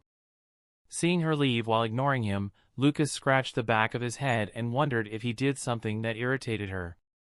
After a while, he just shrugged and left as well. The next day, it was finally time to leave. Lucas and the rest stood on the deck of Sunny and looked at everyone outside waving at them. Jinbei. Are you sure you don't want to come with? Luffy asked once again. I hope to join you guys, but I still have things to do. Once I settle with my matters, I shall properly ask to join you guys. Jinbei. Forget about Luffy. Join the Whitebeard Pirates. Ace quickly said when he saw Jinbei refuse Luffy, but this only irritated Luffy instead. Damn it, Ace. Don't steal my crew. He isn't yours yet, so it's not stealing. You wanna fight, huh? Bring it! Seeing the two about to butt heads again, Marco knocked his fist at Ace while Nami did the same to Luffy. Knock it off. Everyone just laughed at the two who now had a bulge on their heads. Lucas-sama. Come visit us again someday. Shirahoshi waved goodbye as well with tears in her eyes. Hearing her, Nami and Robin suddenly approached Lucas on both sides with sweet smiles, but Lucas can tell that they aren't smiling at all. I forgot, you haven't given us an explanation about this one yet, right? She seems attached to you, right, Lucas-sama? Give me a break. I didn't do anything to her. Who? Luna. I will miss you. Shirahoshi was also waving at Luna with tears in her eyes. The two of them seemed to have become great friends this past few days, as Lucas could see them playing all the time. Luna was also crying while waving goodbye. Wah! I will miss you too, Sister Kara. While she cried, the sea churned violently. If not for Lucas trying to calm down the sea, Fishman Island might be no more already. It's really dangerous to leave Luna alone. King Neptune looked at Lucas and nodded. Lucas nodded back at him. Captain! The log pose is set. Nami had just gotten the new log pose for the new world, which consisted of 3 compasses pointing to 3 different directions. It is said that the compass which shakes the most is the most dangerous island of the 3. Looking at it, Luffy naturally declared to go in the direction of the middle compass, which shook violently. Everyone can only despair having such a captain. Luffy nodded and shouted as he pointed upwards. All right. To the new world. Boha! Suddenly, they heard a scream from inside the cabins. Ah! The doors slammed open and revealed Sanji, who looked pale after the wedding a few days ago. Sanji knew that the following night would be Lucas and Nami's union. Even though he already knew that the two of them had done it before, which resulted into Luna's birth, actually knowing that they were doing it that day seemed to be too much for him and actually fainted. Since then, he had been in a coma for the rest of the days after. Only now did he finally wake up. Seeing as the ship was already starting to float away, he ran to the side and tried to leave. No! My Fishman Island! My all blue! Usopp and Frankie stopped him from passing through the coating bubble. Let me go! I haven't enjoyed my stay here yet. That's because you are either unconscious or bleeding. Zoro snorted and no longer cared for him. Everyone else shook their heads too, while Sanji can only cry but unable to refute. Hoo-hoo! My all blue. Then, Luffy appeared while lifting a large barrel of wine. He placed it at the center of the deck and laughed. Shi. Everyone gather around. Knowing what Luffy wanted to do, Nami, Sanji, Zoro, and Usopp smiled as well and approached the barrel. Curious, everyone gathered around as well.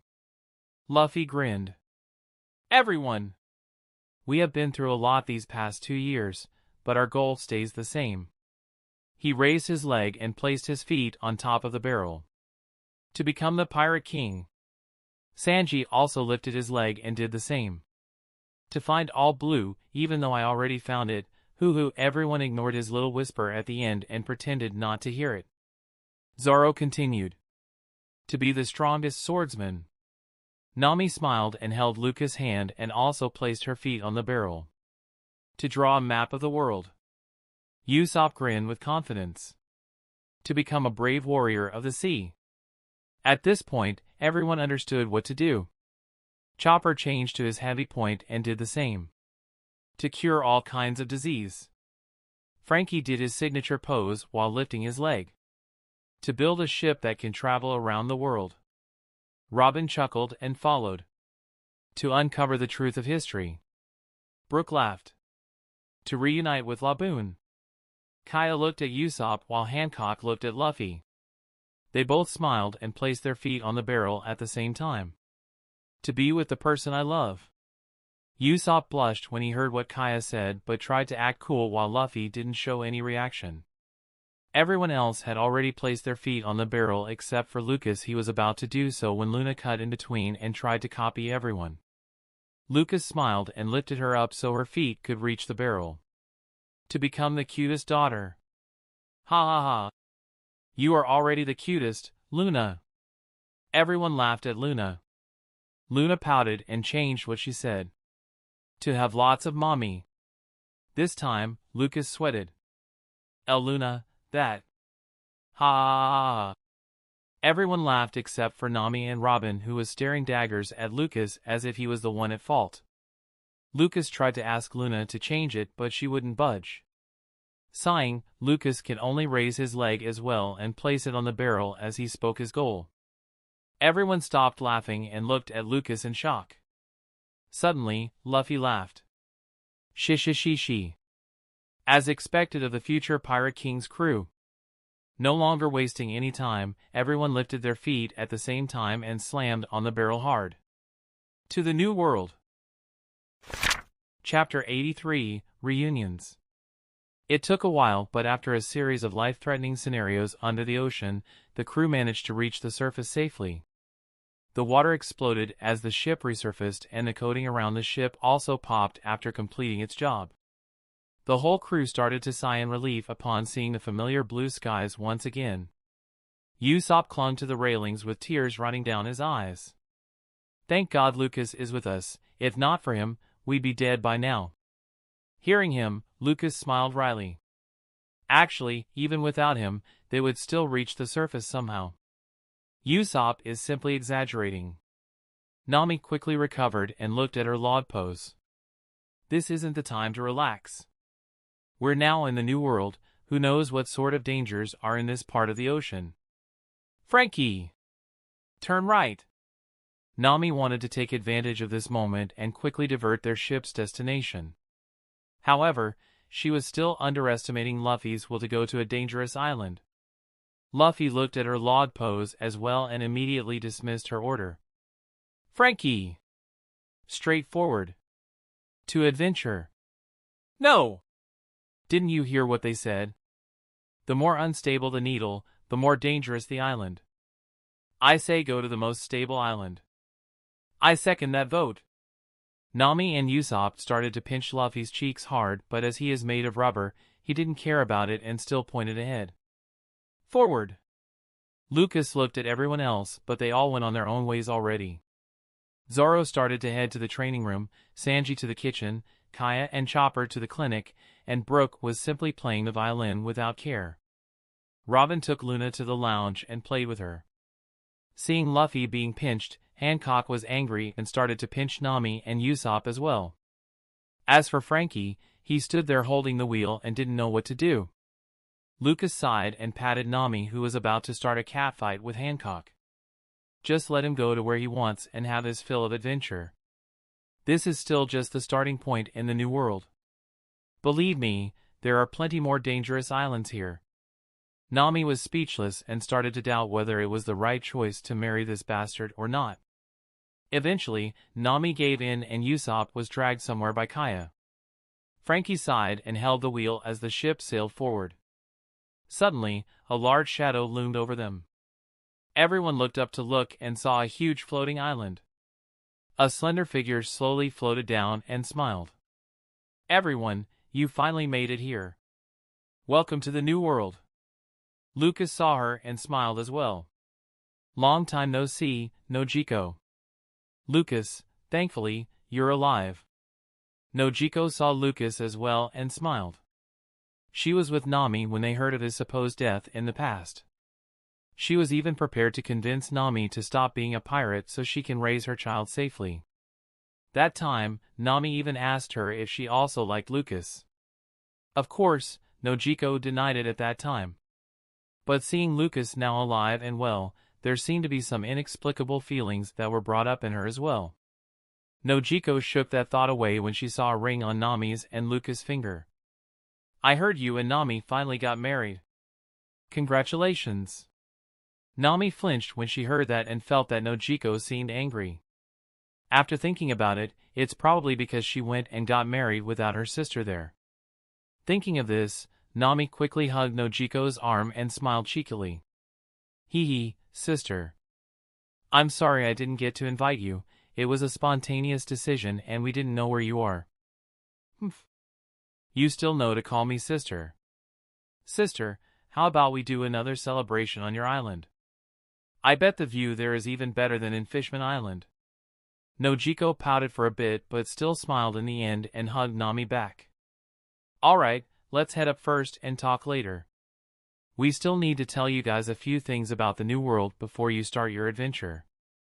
Besides, I have a wonderful surprise for you, Nami. Surprise? Ah! It can't be, did you also get pregnant? Nojiko stumbled when she heard that and shouted back at Nami with her face red. What are you saying? You're the only one who got pregnant here. Nojiko sighed and looked over at Lucas for a second before turning away. Anyway, let's go. There are people waiting for us. This time, it was Luffy who started to pout. I don't wanna. I want to go on an adventure now. Lucas patted his shoulder and spoke the magical words. There will be a party. Party! Let's go! Nami sighed after seeing how easy Luffy was able to be controlled while Hancock seemed to be taking some notes. Nojiko just smiled and touched the ship.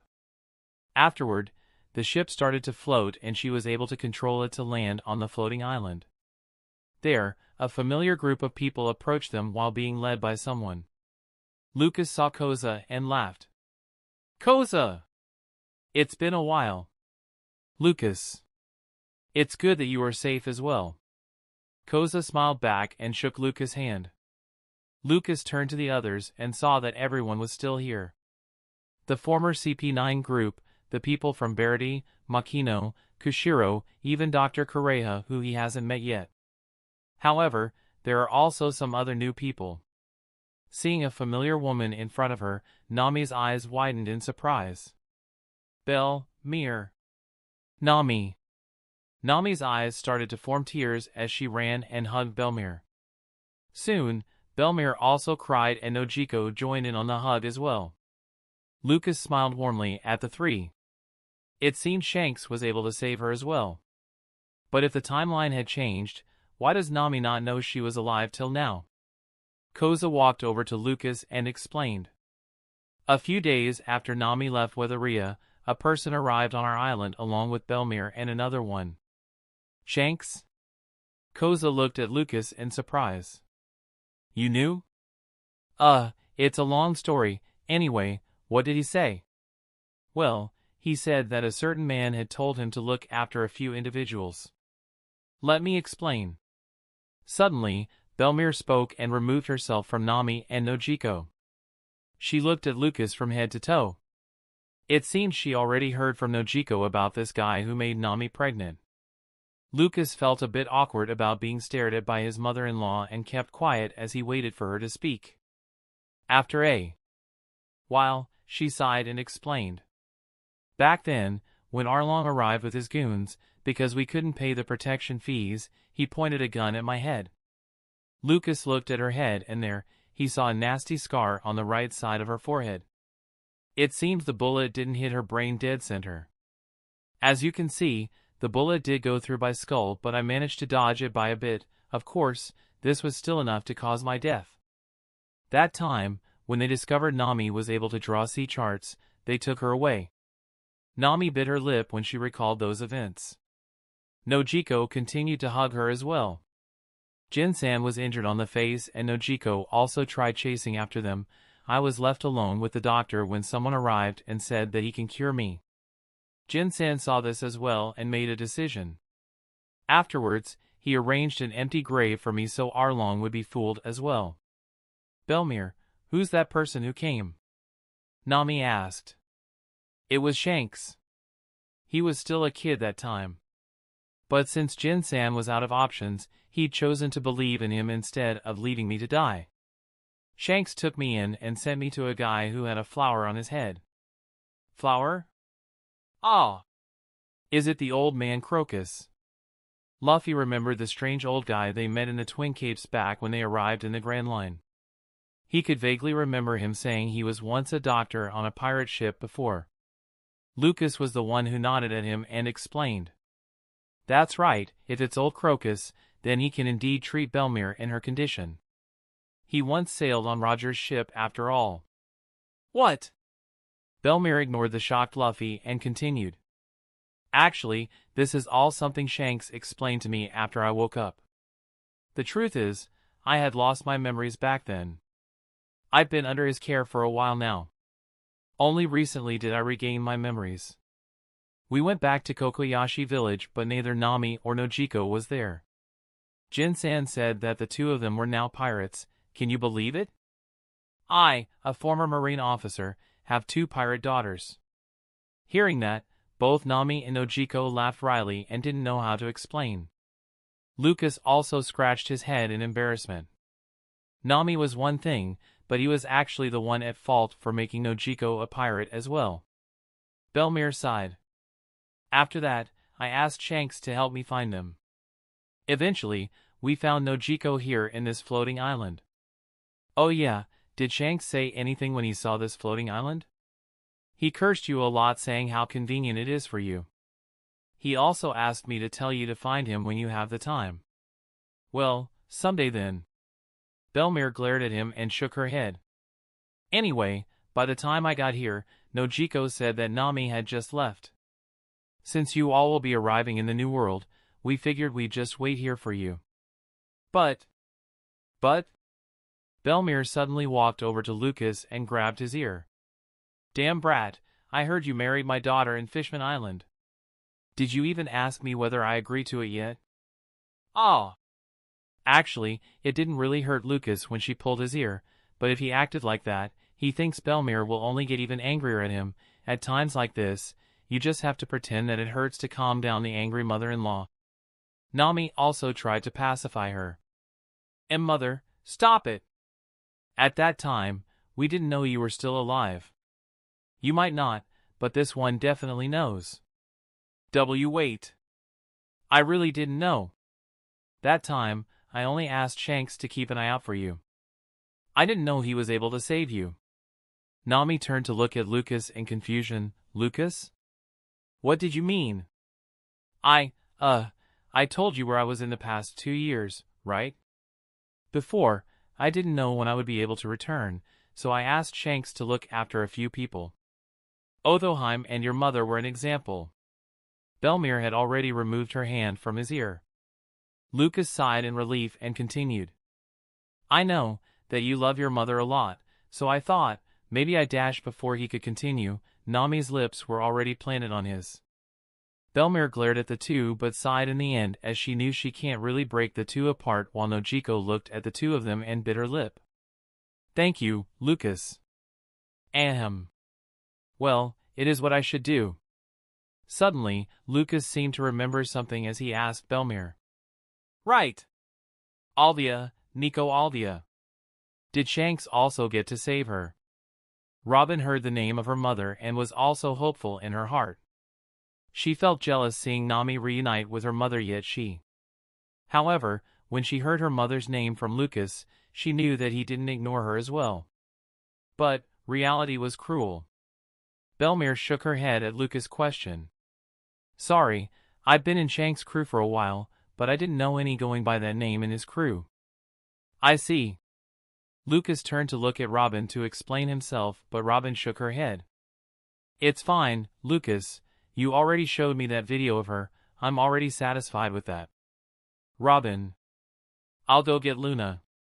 Lucas was about to go after her, but Nami stopped him. Lucas, let her go for now. She probably wants to be alone for a moment. Well, okay. The atmosphere turned gloomy all of a sudden and no one knew what to say. Suddenly, Luffy shouted. Hey, where's the party? Koza smiled wryly and led the group inside their base. All right. I'm sure you all have a lot of catching up to do. For now, let's all go inside. Then we party. Woo! Just as they were heading inside, a familiar figure approached them with a cheerful voice. Father! Is that idiot Zoro here yet? Gay Dash! Why is a Marine here? Zoro saw this person and felt she looked exactly like Tashigi. However, he suddenly remembered what this woman just said. Kushiro smiled warmly at the woman and laughed. Haha, this isn't Captain Tashigi. Have you already forgotten her, Zoro? Don't tell me. Instead of looking at his master Kushiro for confirmation, he turned to Lucas instead. He had heard their discussion earlier regarding Nami's supposedly dead mother. Does this mean?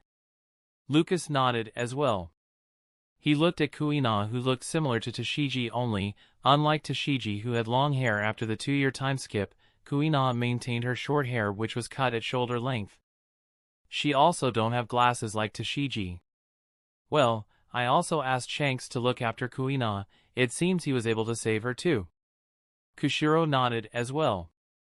When Kuina fell on the stairs in the past, she was barely breathing. It was a good thing Shanks was passing by and his crew was visiting the dojo at that time, so his ship's doctor was able to administer first aid immediately. Afterwards, Shanks asked me if he could take her to the Grand Line for further treatment. I agreed. She just got back along with Bel-mere. Hearing his explanation, Zoro was still confused. But, why did you tell me she died? Ah. Haha, well, you were the one who arrived at that conclusion in the first place. I didn't say that was the case. But seeing as it drove you further in the art of the sword, I never did correct you about it. Zoro started to question his life. Lucas remembered something and asked. HM? But what was that skeleton in the grave when I visited your island? Oh, that was just a thief's skeleton. That guy broke in our dojo. Kuina saw him and was about to chase when she fell down. So I hunted him and killed him. Kushiro explained with the same smile on his face. What the hell? There's even that scenario.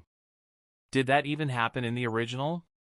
While Lucas was trying hard to recall it, Kuina grinned at Zoro and teased him. Hee hee, I didn't know you cared about me so much. Shut up. Who cares about you? I was only irritated that I didn't get to win against you before you disappeared. Zoro fell silent for a moment, then removed a katana from his waist. Wado Ikimonji. Take it, it's yours. Kuina looked at the katana for a moment before looking back up at Zoro. Keep it. You're gonna need it in our fight. Ha!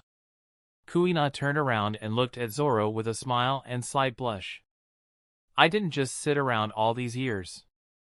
Are you prepared to lose for the 2002nd time? Heh. What happened to you saying there is a limit to being a woman? Even though Zoro said it like that, he didn't really mean to look down on her. Kuina also knows that Zoro is just messing with her. Are you going to use that excuse when you win?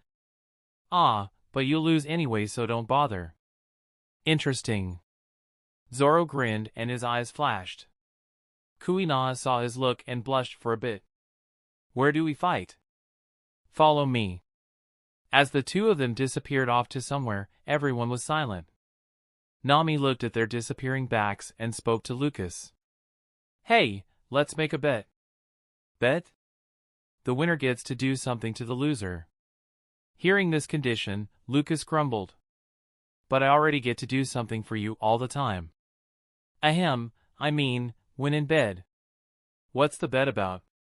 Lucas took a complete turn and looked serious. Bel-mere looked at him with half-closed eyes and wondered if she should break his balls or not. Nami smiled slyly. I bet Zoro's gonna get laid tonight. Everyone was dumbfounded and recalled Kuina blushing earlier. Kushiro's hand suddenly touched his katana, still with the same smile, but he was already walking after Zoro and Kuina's direction. Seeing this, Lucas quickly reacted. I bet he won't. Ah! No fair. Uncle Kushiro. Don't go there. Let's have a party. Party. Nami's face paled when she saw Kushiro headed over to where Zoro and Kuina were, so she quickly pulled her away. Lucas saw this and was speechless. Chapter 84, Parental Guidance. With everything said and done, Lucas was still a curious person. Even though everyone headed to the main hall for the celebration, he used observation hockey and was watching Zoro and Kuina fight. The two of them had found a flat area with a lot of space. They stood in front of each other and gave each other respect with a bow. Zoro's expression was serious as he gripped two swords and another on his teeth. Kuina smiled when he saw the seriousness in his eyes and knew that Zoro didn't treat her differently just because she was a woman. While she was on board Shank's ship, she had seen a lot of things and her worldview had expanded. She was no longer the same little girl who hated her own gender and inability to grow stronger. Drawing on her sword, she stood in front of Zoro and her eyes gleamed. Zoro took it as a signal that the fight has begun and charged forward. As he brandished his three swords, Kuina met his swords with her own. Their fight continued for an hour. Watching them, Lucas displayed a smile on his face. Kuina really deserved to be called a genius. He can see that she was actually able to hold her own against Zoro. But, clang, a sword flew across the air and stabbed on the ground. At the same time, a figure could be seen lying down on the ground while another was holding a sword right beside the other's neck and also stabbed the ground. Zoro looked down on Kuina and gritted his teeth as he spoke. "I won." Looking up at Zoro, Kuina panted and her bountiful chest sprang up and down. Smiling, she touched Zoro's cheek, which was right above her face. I'm completely convinced. You're not gonna come up with some excuse because you're a woman anymore? Kuina shook her head. I'm glad I'm a woman. Huh? Because I can get to do this to you.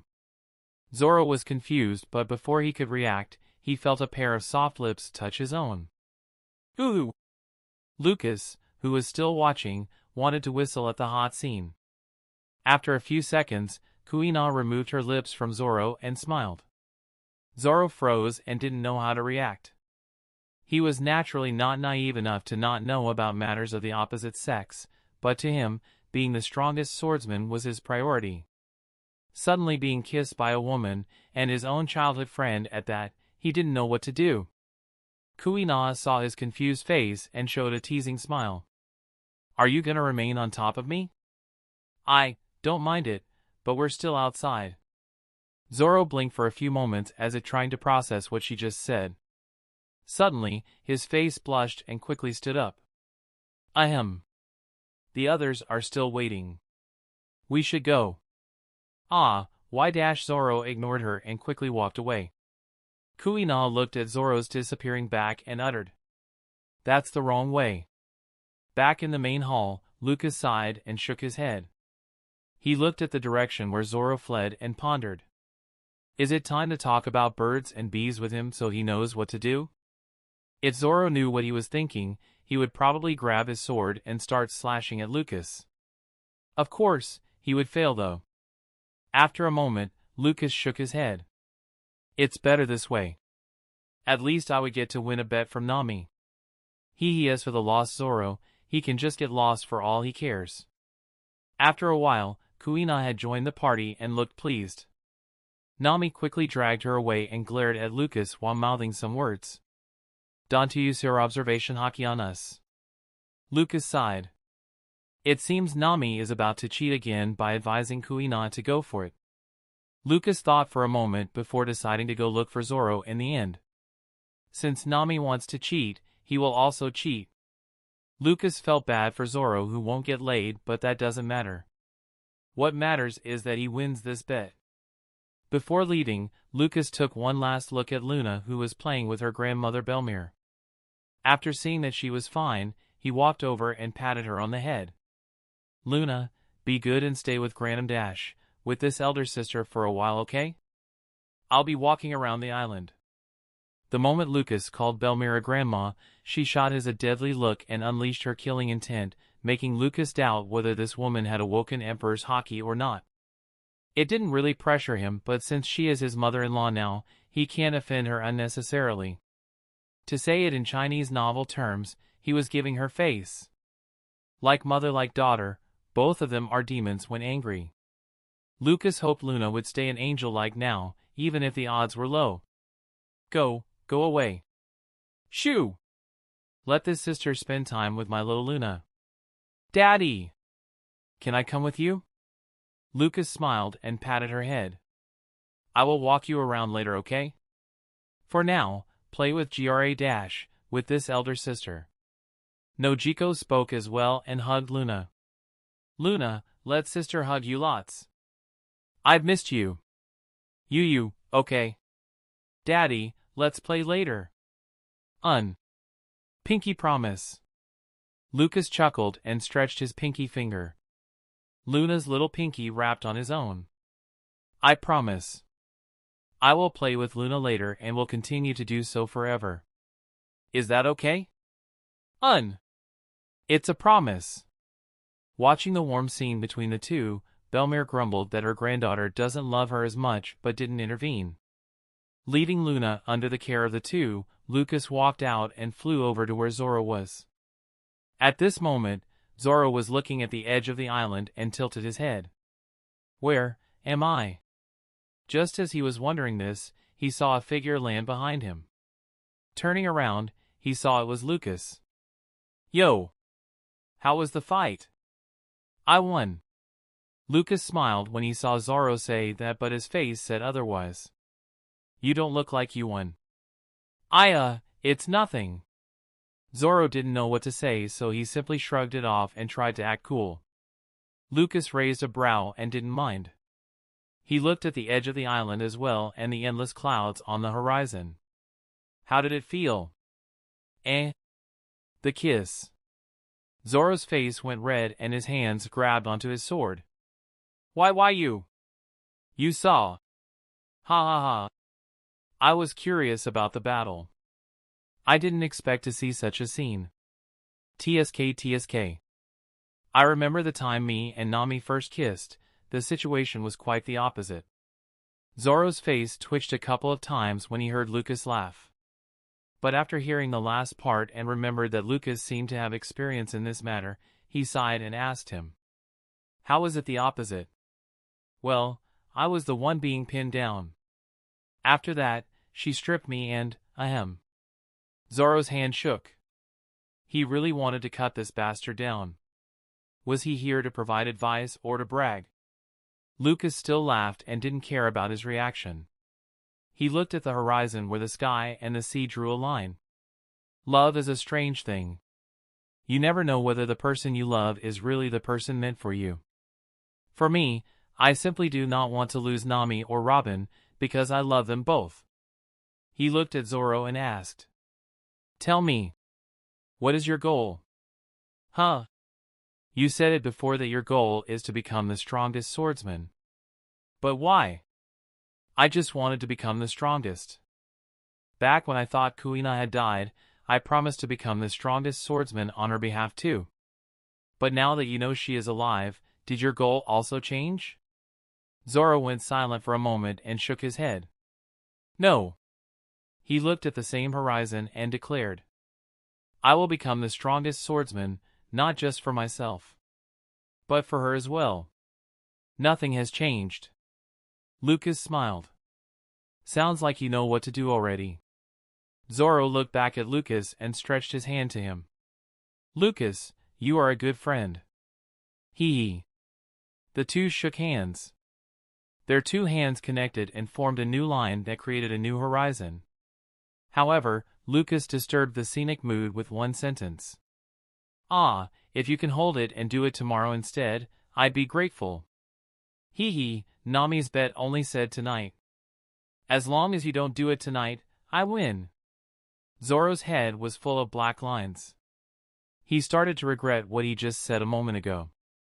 Meanwhile, on Nami and Kuina's side, Nami was busy whispering certain things to Kuina. Each time, Kuina's face would grow redder and redder. It was evident that whatever Nami was whispering to her about wasn't anything decent. Robin saw the two and laughed. She wondered if Zoro could even survive the night after Nami finished training Kuina. So once it becomes hard, you take it and start doing this, and then, you can use your saliva to make it more slippery. You can also do this, and that. Your chest is big enough so you can do this too, not like that. More like this.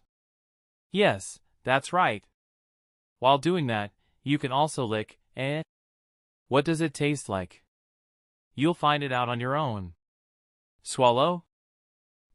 Lucas likes it when I swallow, but I'm not sure about Zoro.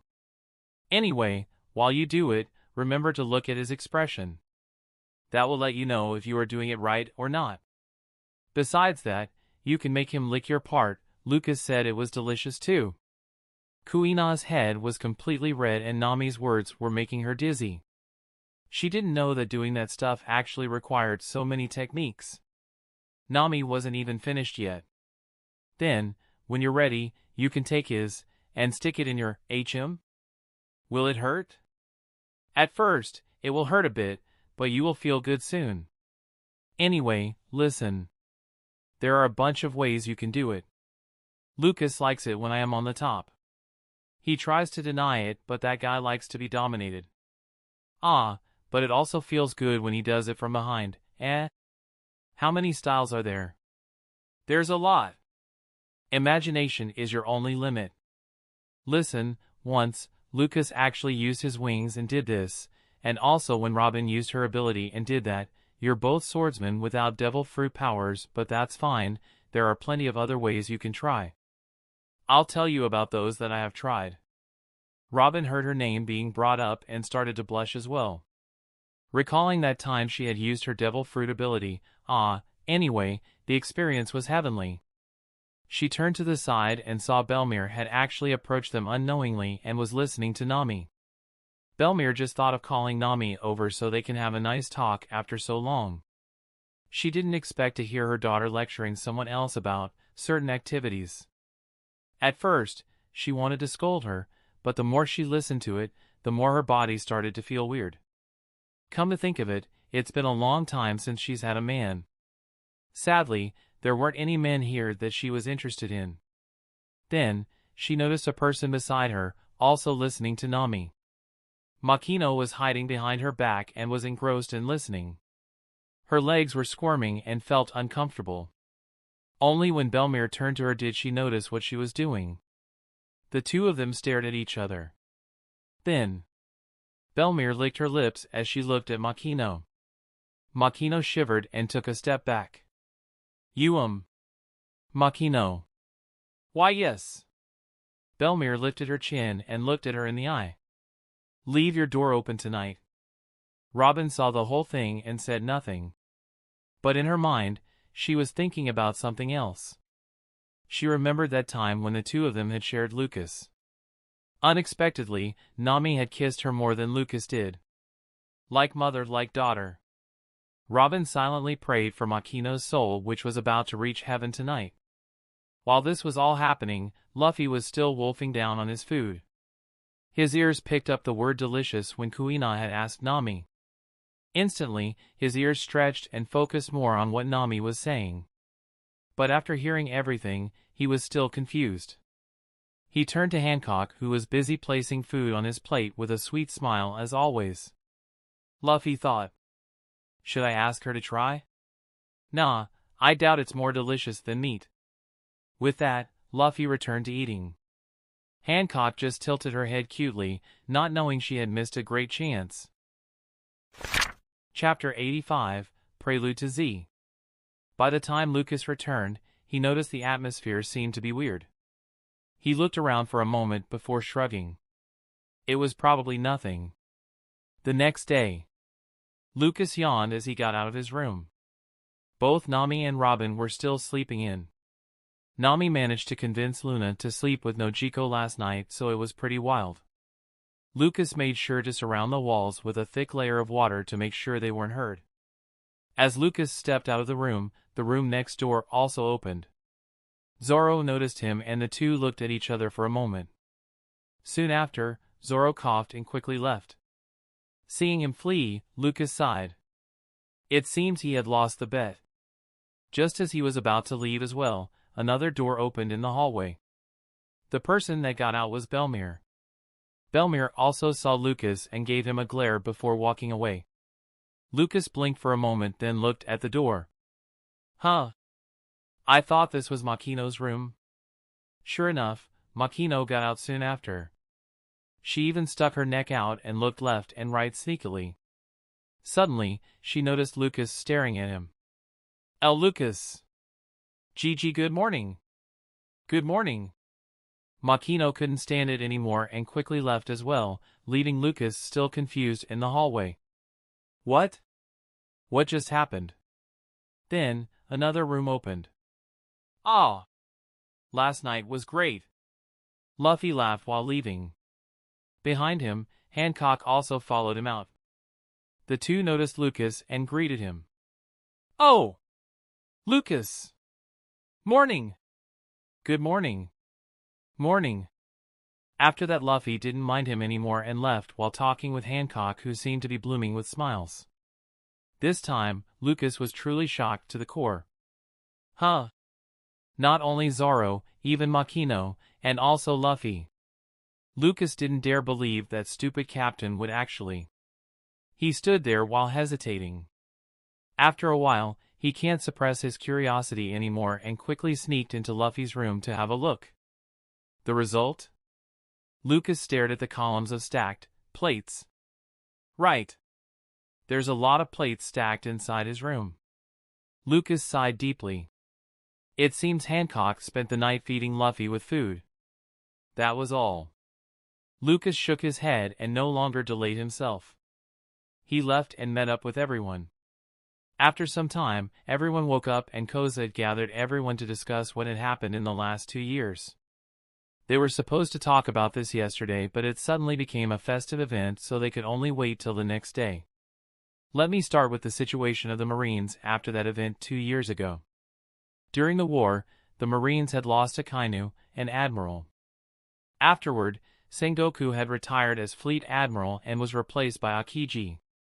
Kizaru had disappeared soon after. While the rest of the world doesn't know where he is, Koza knew. Lucas, you need to be careful with Kizaru, or rather, Borsalino. He seemed to have deep hatred with you and went to look for Vegapunk to enhance his ability and body. Ah. So he's now a cyborg? Uxazor 00, UC00. While the pacifistas are only meant to be mass-produced and oppose common pirates. The Uxazor are killers that are only a bit weaker than Marine admirals. Lucas frowned when he heard that. Obviously, this wasn't in the original and he had no idea that his actions had created a huge effect like this. While he also gets stronger, his enemies also seem to find a way to become stronger as well. Well, it seems Luffy and the rest also became even stronger than the original. Lucas still doesn't know if this is a good thing or not, but there was nothing he can do now. Whatever pacifista or Uxazor, he'll crush them to bits if they dared to get in his way. Koza continued. However, as far as I know, only one model has been created at the moment, which is the current Borsalino. It may take a few more years for Vegapunk to mass-produce this model. In any case, with Borsalino leaving, his title as admiral was also stripped off. This created a huge hole in the ranks of the Marines in which they had no admirals at all. Still, it seems that the Marines found their replacement soon. Fujitora, Ryakuju, Momosaji. With the rise of these 3 admirals, the situation in the Marines had begun to stabilize. Other than that, it seems that a former admiral, Zephyr, along with his Neo-Marines, is making some noise and seemingly planning something. Koza had advised them to be careful and not get caught up in it. Then there is the matter of the Shichibukai system being demolished. Thanks to the efforts of Princess Vivi and King Cobra of Alabasta as well as a few more kingdoms, the Shichibukai system was removed. Vivi? Koza smiled. Don't worry. As soon as I heard that you were alive, I had already notified Princess Vivi so she can be relieved. She asked me to tell you that she'll come to find you one day, so you better be ready to face the consequences. Seeing Lucas sweat, Nami laughed at his predicament and didn't help comfort him at all. Humph. Who told you to make so many women fall for you? Lucas coughed in embarrassment before motioning Koza to continue. Then? What happened? Well, the Shichibukais obviously split up soon after. You all know where the pirate empress ended up. As for the others, it seems Moria had disappeared soon after, but Koza knew that not only did he disappear, he was actually killed by Doflamingo. As for Doflamingo himself, he had gone underground and there was no news of him for a long time. Of course, Koza still knows where he is and what he has been up to. Lucas looked at Koza and saw him in a new light. It seems there is nothing that this guy can't find out. The card Devil Fruit really suited him. Lucas didn't expect he could utilize its power by this much. What has he been up to? He's been creating various chemical weapons with the help of Caesar Clown and selling them to the highest bidder in the underworld. Currently, he's been working on a chemical weapon called Smile. I noticed the direction where you all are heading. After a day, you should reach Punk Hazard. This is where Caesar is currently developing this weapon. In the original, Punk Hazard was the island where Akainu and Akiji fought for the spot of Fleet Admiral. Due to their battle, the island was split into a land of fire and ice. Now, it seems that after Ace had learned Awakening, he went and found Akiji to battle him. The arena was similarly on that island as well. Still, he wasn't a match for Akiji just yet. If Marco hadn't intervened, Ace would have died there too. Though there were differences from the original, the island was still split into an island of fire and ice. Only, the ice area is much larger than the fire area. Lucas smiled bitterly at that. On one hand, he felt relieved that there were still events that he knew which had happened. On the other hand, he was worried if this would be good or not. Nevertheless, he would still face it head-on. Going back to the topic of the Shichibukais, Mihawk is still on his island and at the moment, the Marines can't spare any strong soldiers to capture him, only leaving a few to monitor his movements. They weren't stupid. Mihawk's title as the strongest swordsman meant that his strength was no joke. The way they see it, as long as this guy stays in his island and doesn't cause any trouble, then they can ignore him for the meantime. As for Kuma, he was sent to Mariewa and became a slave to a world noble. Those are the only relevant news for the time being. Is there anything else you wish to know? As he asked that, Luffy stepped forward with a serious look in his face. Everyone was surprised to see their captain become serious, so their faces were also solemn. In the new world, is there a kingdom of meat? Everyone crashed to the floor. Forget it, nothing is serious to this captain. Koza sighed and answered nonetheless. No. Godash. But Boyne Archipelago is probably the closest thing. Everything is edible in that island. What? Luffy, who was depressed a minute ago, was not rejuvenated. Where is it? It's in the first half. That was where Usopp spent 2 years along with Jabra. Jabra, who was standing at the side, finally responded. Heh, you won't believe it. That guy actually became so fat because he kept eating everything. In the end, I had to keep increasing the training to put him into shape. No. I'm so jealous. Why was I sent to the island of women instead of there? Hearing that, a vein popped in Sanji's forehead. Gadamit. Don't you know how lucky you are, you bastard? But I want meat. I want food. And I want women. Everyone just stared at the two who were fighting and Usopp being caught in the middle of their fight. After a while, they all decided to ignore them and continue. Lucas asked Koza. Kaido, what do you know about him? Him? Why do you want to know about him? He and I still have unfinished business. Koza frowned as he didn't remember any intel about Kaido and Lucas having a feud. Still, he didn't question anymore and answered him instead. From what I know, Kaido is on an island called Wano. It's an isolated nation that is also not a part of the world government. It was the land of the samurais. Hearing the part about samurais, Zoro's and Kuina's eyes gleamed while Kushiro, who was listening in, seemed to be in deep thought. Do you have ears inside Wano as well? Yes. Koza nodded with confidence. There are only a few places where he cannot see or hear. And Wano isn't one of them. Lucas thought for a moment and gritted his teeth before finally asking. Oden Kazuki, as well as Toki, do you know about them? Koza frowned. At the side, Kushiro's calm breathing suddenly quickened. While there were no changes in his expression, deep down, he was shocked to hear those names appear from Lucas' mouth. Are they from Wano? Because I haven't heard those names pop up in any important places in Wano. I see. Lucus' expression was grave.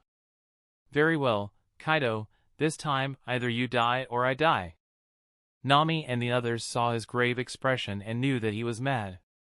Koza thought for a moment after seeing Lucus' expression, then spoke up. I'll immediately send some people to investigate everything about these two people. Lucus, rest assured, and wait for my news. All right.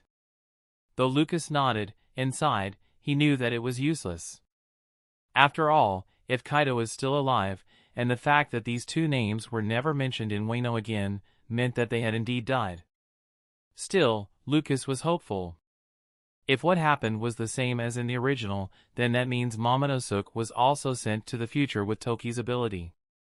He has to find him and protect him. No matter what. Lucas still doesn't know if Hiyori is also safe. He hasn't gotten far in the original yet before he was sent to this world. Naturally, he was anxious to make sure Hiyori was also safe, but for now, he needs to save Momonosuke, who he knew where he is. Since Punk Hazard is still here, and Caesar Clown is there, then Momonosuke should also be there, right? Afterward, Lucas and the others stayed for a few more hours before finally leaving. During this time, Kushiro had dragged Zoro somewhere. He's probably gonna get beaten for sleeping with Kuina, but his life shouldn't be in danger.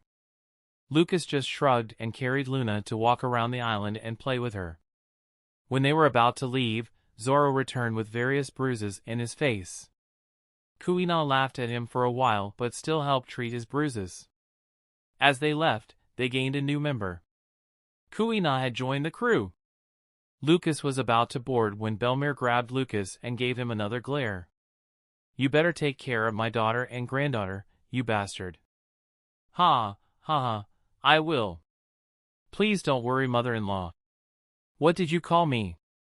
Ahem, sister-in-law. Lucas' face went red in embarrassment. How is he supposed to call his wife's mother as sister? After finally being freed by Bel-mere, Nojiko boarded the ship and made it float downwards.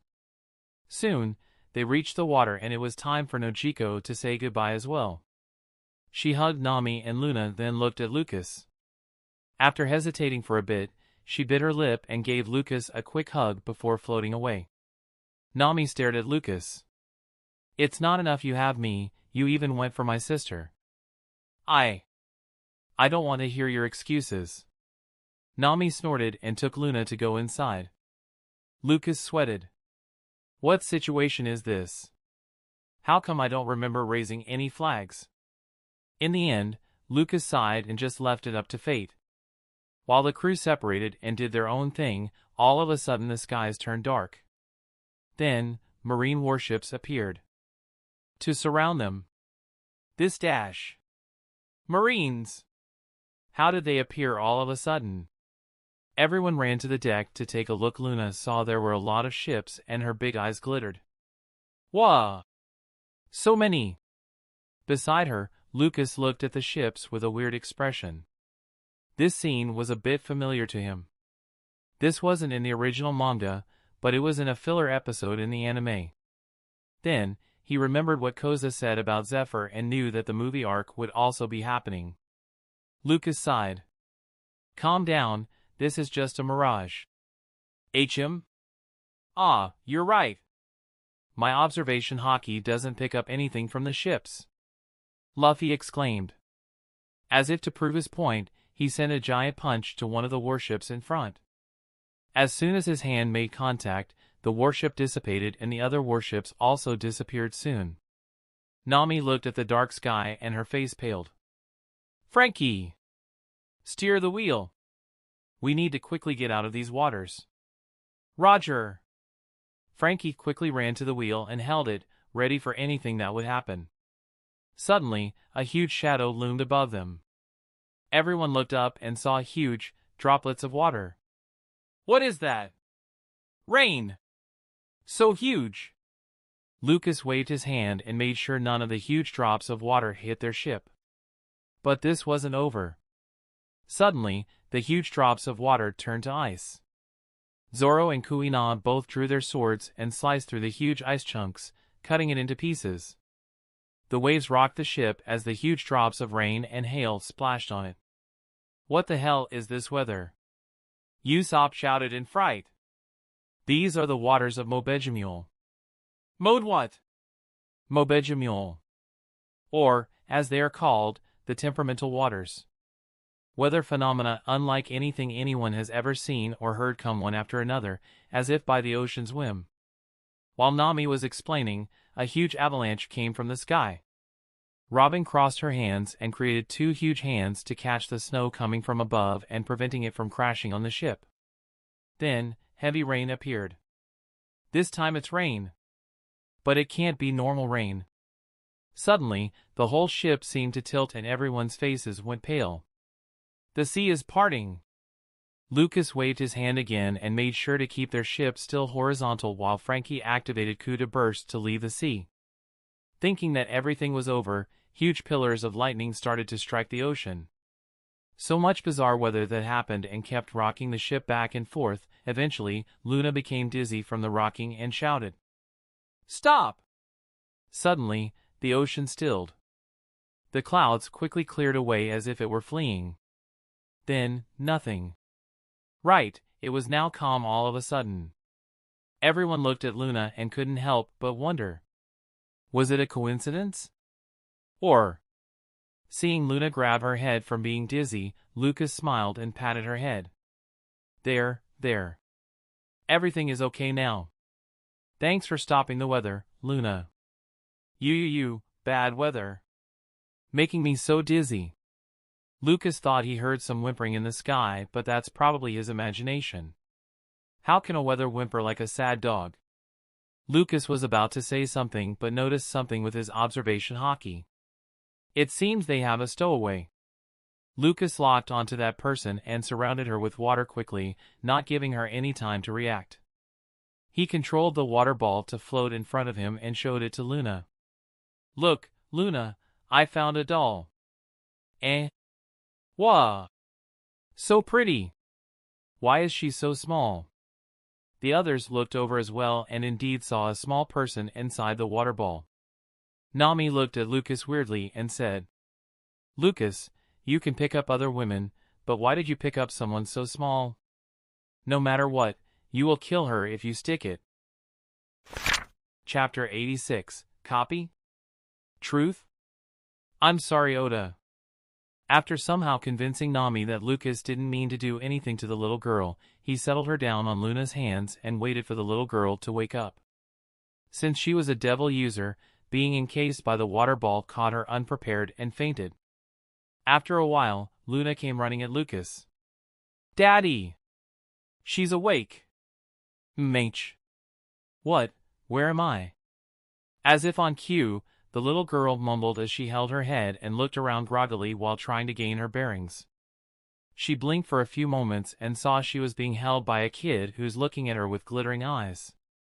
Surprised, she jumped away while holding onto her fork and shouted, Who are you guys?" Lucas was about to speak, but the little girl seemed to be panicking and didn't wait for an answer. Instead, she activated her power and returned to her original size. Mini no full rebound. Whoa! Wah dash! A giant! Seeing the huge figure appear in front of them, the rest of the crew were surprised for a moment before getting ready for battle, well, except for Sanji, whose eyes already turned to hearts the moment he saw the giant beauty. The little girl, who now turned into a giant, raised her huge fork and attempted to stab at the crew. Luffy quickly reacted and jumped while stretching both his arms backward. Gomu no! Bazooka! A loud impact noise rang out. Surprised by the power, the giant staggered her feet backward and fell into the ocean. Lucas sighed and controlled the water to pull the giant back. Only now, she was back to the size of a palm. Luffy looked at the little girl and asked, "What was that? How come she's little again?" "She's probably a devil fruit user who can change her size at will," Nami deduced while looking at the little girl in wonder as well. Luna's eyes were still shining. "I want to grow big too." Hearing that, Luca's face went pale and instinctively thought that she really will grow big with that strange power of hers. Thankfully, it didn't happen and Luna was still the adorable baby girl. Lucas sighed in relief and shook his head. She's probably a giant who ate the mini devil fruit. How can you say that? 'Cause she shouted mini no earlier? Zoro tried to open his mouth to refute but can't find the words to say. Isn't that the case? Their own captain keeps shouting Goma no in his attacks because he ate the rubber devil fruit. Was identifying devil fruits really this easy? Lucas just shrugged and looked back at the little girl who was about to wake up again. Seeing everyone look at her, the little girl was badly frightened as she held her fork and raised it against the crew. What do you want? She. Say, is it true that you're a giant who can shrink? Luffy didn't care about her wariness and simply laughed. The little girl looked confused at the question but still nodded on. I'm a giant who ate the mini devil fruit. Other than my giant size, I can only switch to this size and a 5mm size. Perhaps seeing Luffy smile, she thought that they really didn't have any ill intentions towards her. She began to cheerfully explain her abilities and even demonstrated it. Both Luffy and Luna's eyes glittered when they saw it. Whoa! So cool! Big little sister. Can you teach me how to do that? Lucas sweated. What the hell is big little sister supposed to mean? Also, how can you even teach someone how to use their devil fruit powers? Everyone laughed at their antics. Sanji brought drinks for everyone while the little girl, who introduced herself as Lily Instamok, tried to teach Luna how to shrink using sound effects to explain. Luna looked eager and nodded repeatedly with a serious look, so it was hard not to laugh about it. Then, I did it! *PFTTTTT dash. Everyone did a spit take and Lucas even coughed up the drink that he was sipping. He rubbed his eyes repeatedly, but no matter how much he did that, the fact was, his daughter was now 5mm tall. They say that you have to see something to believe it, but sometimes, it was still hard to believe something no matter how much he sees it. After a couple of times, Lucas was forced to believe the truth he was seeing in his eyes. His daughter seems to have the ability to copy other people's devil fruits. At the same time, he started to think more about his own ability. So far, he has the ability to control water, heal, fly with wings, but was this all he was capable of? Lucas remembered that time he acquired the ability to manipulate water and to turn his body into water. Like a Logia devil fruit user. That time, he was dried up thanks to Crocodile's powers. At first, he thought that his ability was to counter other people's devil fruit, which created his water ability. But going back even further, when he was exercising and a warm feeling was removing his tiredness, it didn't coincide with that logic. It was like his body was forcing him to adapt to the situation instead. Then there was the time he grew wings. If it was really his body forcing him to adapt, then there was no need to really grow wings. Any ability would do. He could control the wind instead and just lift himself up. Or maybe gain Enel's lightning instead and travel to the clouds. No. That time, he was thinking about wings. There was also that time with Akiji. He could have gotten a fire ability like Ace or Akainu when he was encased in ice. But instead, he used his water power to create another branch of power which makes use of heating the water instead. Such a roundabout method was because he was restricted to thinking that his main ability was to control water. But what if that wasn't the case? Let's not mention the fact that he even traveled through time by accident as well. How is his powers simply water control? Or healing? Or flight? Even the counter or adapting ability that he thought of can't explain time travel. Now seeing Luna able to copy other people's devil fruit made him think that he has been thinking about his ability the wrong way the whole time. He felt like the answer was just at the tip of his tongue but couldn't quite grasp it. He had a feeling that his ability was really quite strong, just that he has been using it in the wrong way the whole time. Lucas? Lucas! Ah! Hearing Nami's voice, Lucas snapped out of his trance and looked at her. Weren't you listening? I said, What is wrong with Luna? How come she can do this? It's probably my fault. Huh? I'm not entirely sure myself though. Nami glazed at Lily for a while then glared at him. You're explaining later. Lucas sighed and raised his hands to surrender. In any case, she was now his wife. It didn't feel right to still keep secrets from her. Plus, Lucas thinks it no longer matters much now even if he tells the others that there is a book in his world that draws out their whole journey towards One Piece. He had already changed too much anyway and the story was no longer the same. Lucas also didn't want to keep this secret forever. He still has no idea why he was sent to this world or if there are others like him that he just didn't know about. Better they learn the truth from him instead of others. Others may think it's stupid to tell the truth in this situation, but he has lived in this world for years already and even have a family.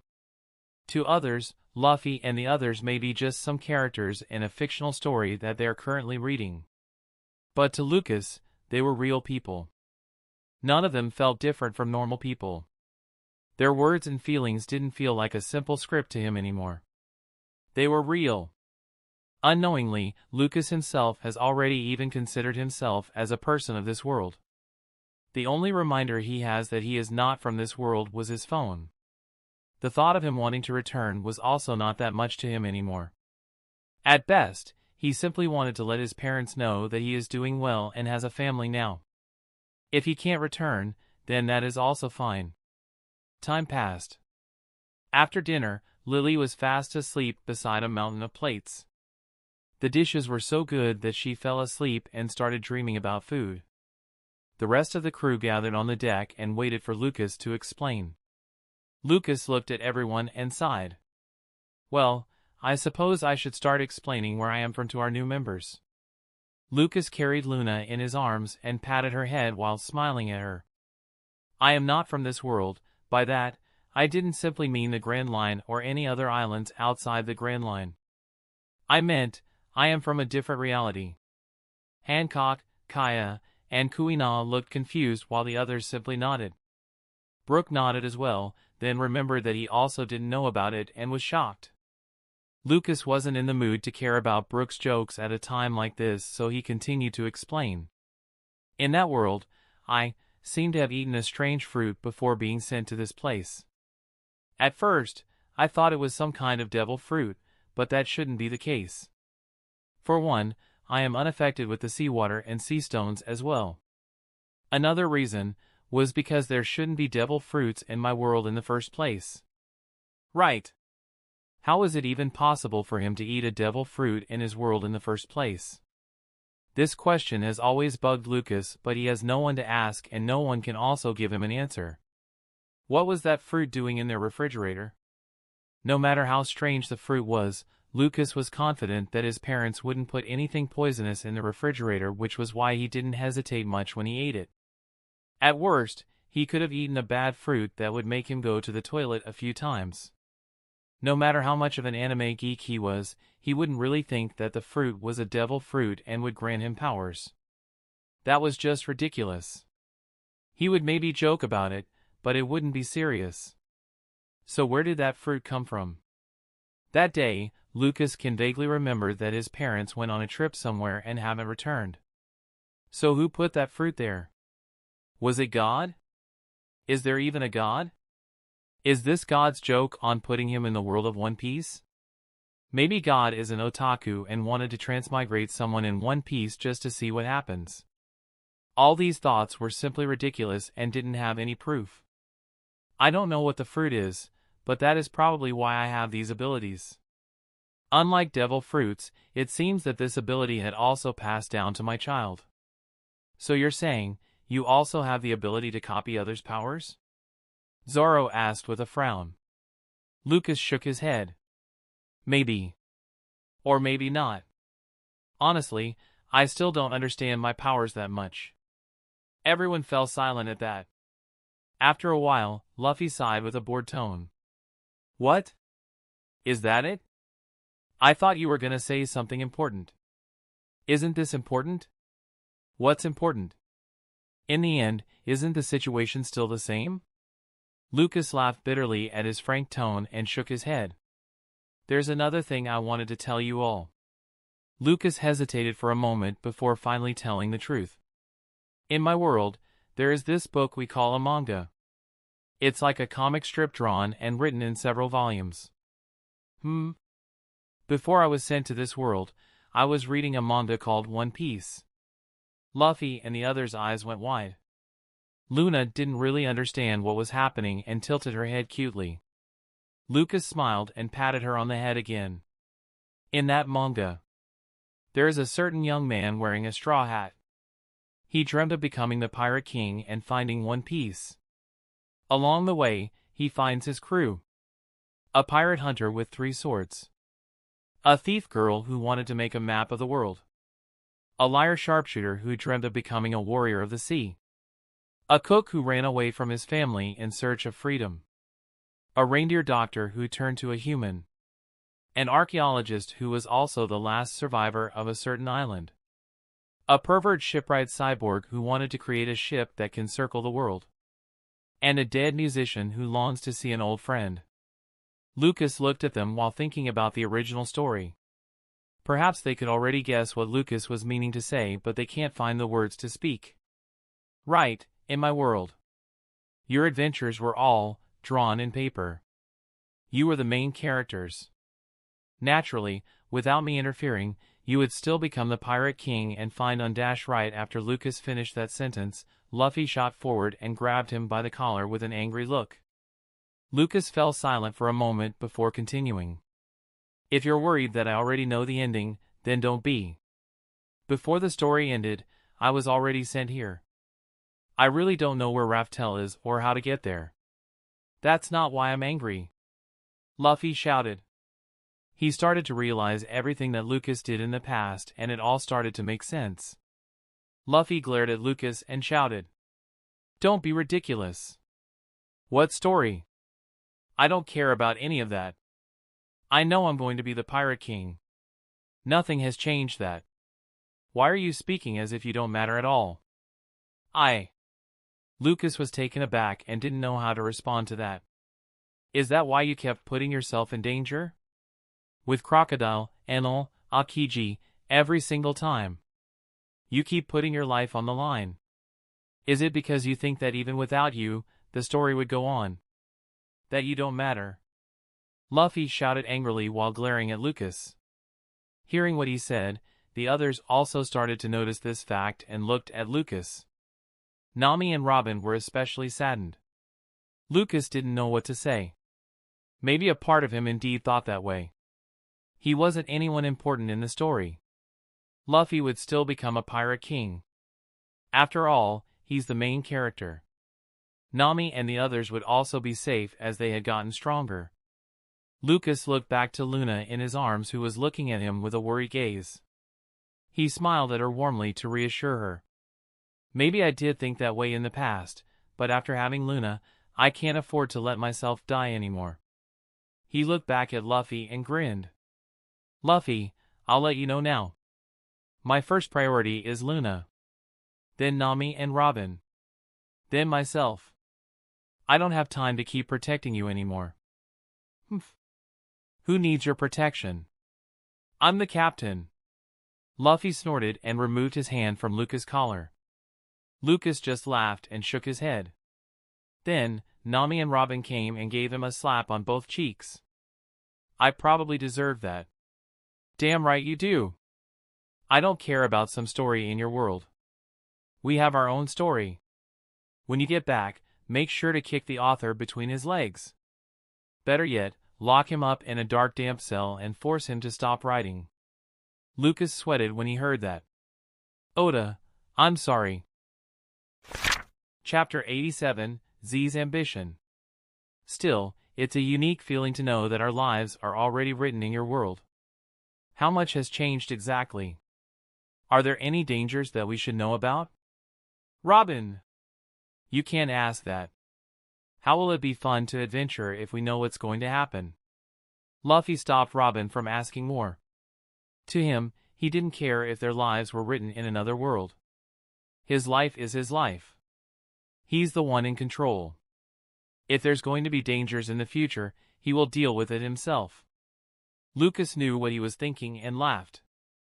A lot has already changed, so even I can't tell what danger we'll be facing. For one, Ace is alive now and Akainu is dead. But Kizaru seems to be a lot more troublesome now. The Shichibukais were also disbanded a lot earlier than expected, which will cause a lot of ripples. The former CP9 is also now on our side, so there will be more unknown enemies for when we face CP0. Basically, there's no telling how many enemies we will face in the future, which I have no knowledge of. Not to mention there's still that Lucius guy who seems hellbent on believing I am his brother. Lucas shrugged, then noticed that everyone was quiet. Confused, he saw Luffy staring at him with wide eyes and the others looking at Luffy and Lucas silently. It took Lucas a moment before realizing that it must be because he mentioned Ace being alive now. Luffy opened his mouth to say something but then closed it again. After a while, he sighed. A lot has happened and I feel like I haven't said something to you yet, Lucas. Say what? Thanks. Lucas was surprised by the sudden thanks from Luffy. Thinking about it now, you've known everything since we saw you that time before we reached Alabasta, right? Probably, you knew all the dangers and deaths that would happen, and yet you still chose to follow us. Well, it's annoying for me to suddenly be sent to this world without even reading the ending of the story, you know? What better way to know the ending than to see it with my very own eyes? Luffy laughed. Shishizishi. But you said that it's going to be even more dangerous now because of the changes you made, right? What, Luffy, are you scared? Hell no! If anyone's scared, it's Usopp. What are you saying, Luffy? I've changed, okay? I'm no longer weak like before. In fact, I might even be stronger than Zoro now. Who? Want to test that right now? Interesting. Zoro's eyes gleamed and his hand touched the handle of his sword. Beside him, Kuina's eyes also gleamed and she similarly held her sword. Ahem. I meant Nami. Right. I'm stronger than Nami now. Kia! Luna-chan. Your mommy's being bullied. No one bullies mommy. Boom! Lightning fell from the clear sky and struck Usopp, turning him into a black charred mess. Everyone sweated at the weird power and silently reminded themselves not to make Luna cry even if they died. Soon after, everyone laughed at Usopp while Chopper and Kaya treated him.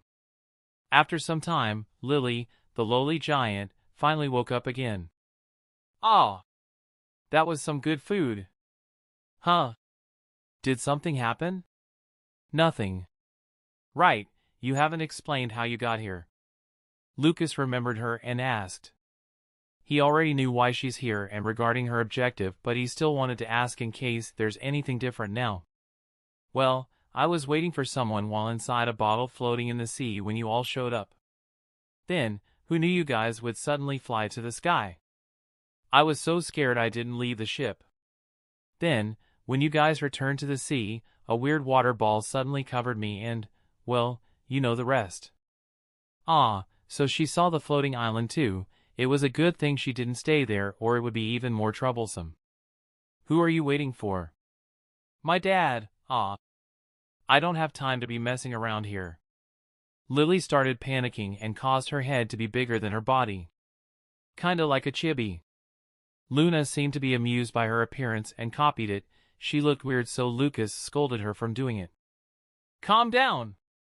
Why are you looking for your dad? Who is he? Frankie asked. Suddenly, Lily stopped panicking and her head returned to normal proportions. She smiled proudly as she remembered her dad. Dad's only the greatest pirate chef in all the New World. Sanji raised a brow at that and asked as well. Pirate chef? Lily-chan, what's the name of your dad? Pans Fry. Ooh. I've heard of him. Seeing Sanji sound impressed, Luffy was also interested. Of course, his interest is mainly whether he can eat his food later or not. Is he really famous? He's the master of volcano cooking. Lily grinned and answered proudly. Volcano cooking. What's that? Is it tasty? Well, of course. Just thinking about it, my favorite meal, sea monster churrasco. Ghost herbs that only grow around volcanoes. Salt crystals that formed hundreds of millions of years ago in the lava gaps. He lets the meat of 3 sea monsters absorb the salt before putting it right in the volcano to flash fry. Luffy's eyes started to shine like the stars while he imagined it in his head. Only when it comes to food where his mind can comprehend such complex processes. Sounds delicious. And that ain't everything. The most delicious of all is what? A super large frying pan filled to the brim with every kind of food from both the sea and the mountains cooked on top of a volcano. It's called the 1,000-man paella. All you need is a single bite, and you'll think you're lost in a dream. It's like running through the prettiest field of flowers in heaven. I want to eat it. I want to go to heaven. Everyone just stared at the two who were seemingly lost in their own imaginations. At the side, Hancock was already biting her handkerchief upon seeing Lily acting so chummy with Luffy. Lucas can hear her mumbling something. When he tries to understand what she was saying, he can feel his ears bleeding from the number of curses she is spouting. Even though she's been glaring at Lily with immense killing intent, Lily didn't seem to notice it at all. Ignoring Luffy and Lily in their fantasy world, Robin spoke up. I've heard rumors about Pan's Fry. He's a pirate who steals food from the government, the Marines, and other pirates and gives it to starving people. Hearing that, Luffy, Usopp, and Chopper's eyes widened. So he's a hero. Ihihi. Lily laughed sheepishly as if she's the one being praised. Nami has had enough already with their antics. And asked. All right, enough. Explain. Ah, right. I was always with Dad while he's traveling around as a pirate, but he suddenly disappeared around 2 weeks ago. The Marines probably got him, so I went to several islands to investigate and found from a newspaper that Dad's been taken to Impel Down. Luffy frowned when he heard Impel Down. He really didn't like the place ever since he went there 2 years ago. I finally made it here after a lot of trouble, but my ship was torn apart by the crazy weather. I had no idea what to do anymore. Everyone can only imagine what it was like for someone so small as her to wander the sea alone to look for her dad. Frankie's eyes started to pour a waterfall of tears when he heard her story. What a kind-hearted soul. She cares so much for her dad. But still, Impel Down? Luffy looked at her with a grave expression. That place is dangerous. You shouldn't go there without a plan. Lucas sweated when he heard that. What plan? Did you even have a plan when you came there 2 years ago? Just who are you lecturing here? Lily smiled and shook her head. I'm not planning on going there. When I snuck aboard a warship, I overheard them say they will transfer my dad through the waters of Mobejimule. Nami nodded. So this means the Marines will be coming here soon? Going against the Marines is also still dangerous, Lily-chan. Sanji warned Lily. Even so, I must save my dad. No matter what. Lily did hesitate at all when she said that. She was prepared to maybe even lose her life if it was to save her dad. Luffy looked at her silently before turning to Lucas and the others. I'm thankful to you all, but there's no need for me to trouble you guys further. If you can give me a bottle, I'll be off. You all better get far away from here as soon as possible. Everyone else looked back at Luffy and nodded. Lily saw that and thought that everyone decided to do as she says. In her heart, she felt a bit disappointed but quickly shook it off. They aren't familiar with each other and also just met each other just now. There was no need for them to risk their lives for her. This was normal. Not to mention, they are pirates. It was already good for them to have given her food despite sneaking into their ship unannounced. There's no need for them to risk their lives for her. Lily repeated this phrase in her heart to convince herself. Lily. Surprised by suddenly being called at, Lily raised her head and looked at Luffy in confusion. Let us help you. Huh? I want to try that heaven food that only your dad can make. Lily's eyes widened when she saw there's no hint of lying in Luffy's eyes. But anyway, that's how it is. Since the captain has spoken, you can't convince him to say no otherwise anymore. Don't worry about it. Lucas laughed and started to walk towards the rails as if expecting something to appear in the distance. Besides, I think they're already here. Luffy stood up and saw several large shadows from the distance. Usopp used his goggles and zoomed in to verify. It's the Marines. They're here. Men. Time to get Lily's dad back. Kuina saw the warships as well and frowned. Still, aren't there too many warships escorting your dad? Robin nodded as well as she thought the same. Even going through Mobejimil as well, something seems odd. Maybe Lily's dad is really dangerous? Kaya asked and didn't understand why they found it odd. Hearing them, Lucas answered. No, Pan's Fry isn't so dangerous as to warrant 4 warships and a vice admiral to escort him. There's another reason why. Huh? There's a vice admiral on board. Usopp shouted in shock but then saw Kaya looking at him, so he quickly cleared his throat and corrected himself. Ahem, I mean, so there's a vice admiral there, huh? I can finally kill a vice admiral. No one minded Usopp and continued to listen to Lucas instead. If I'm not wrong, Vice Admiral Momonga should be there. The reason why Lily's dad is heavily guarded is that recently, there have been many attacks on pirate ships lately. In fact, even for marine warships, as long as there is a pirate on board, they will also be attacked. Yeah, Koza told us about this earlier, right? So you're saying that because even marines are being attacked, they have increased their security to protect the pirates they captured? Nami asked when she remembered what Koza told them earlier. Others like Luffy or Zoro might not be listening properly, but she had noted the information that they received just in case. Lucas nodded at her. Right. The group that the former Admiral Zephyr is leading is called the Neo Marines. They are former Marines that believe pirates should all be executed. Even locking them up was unacceptable to them. Lucas sighed when he remembered the movie.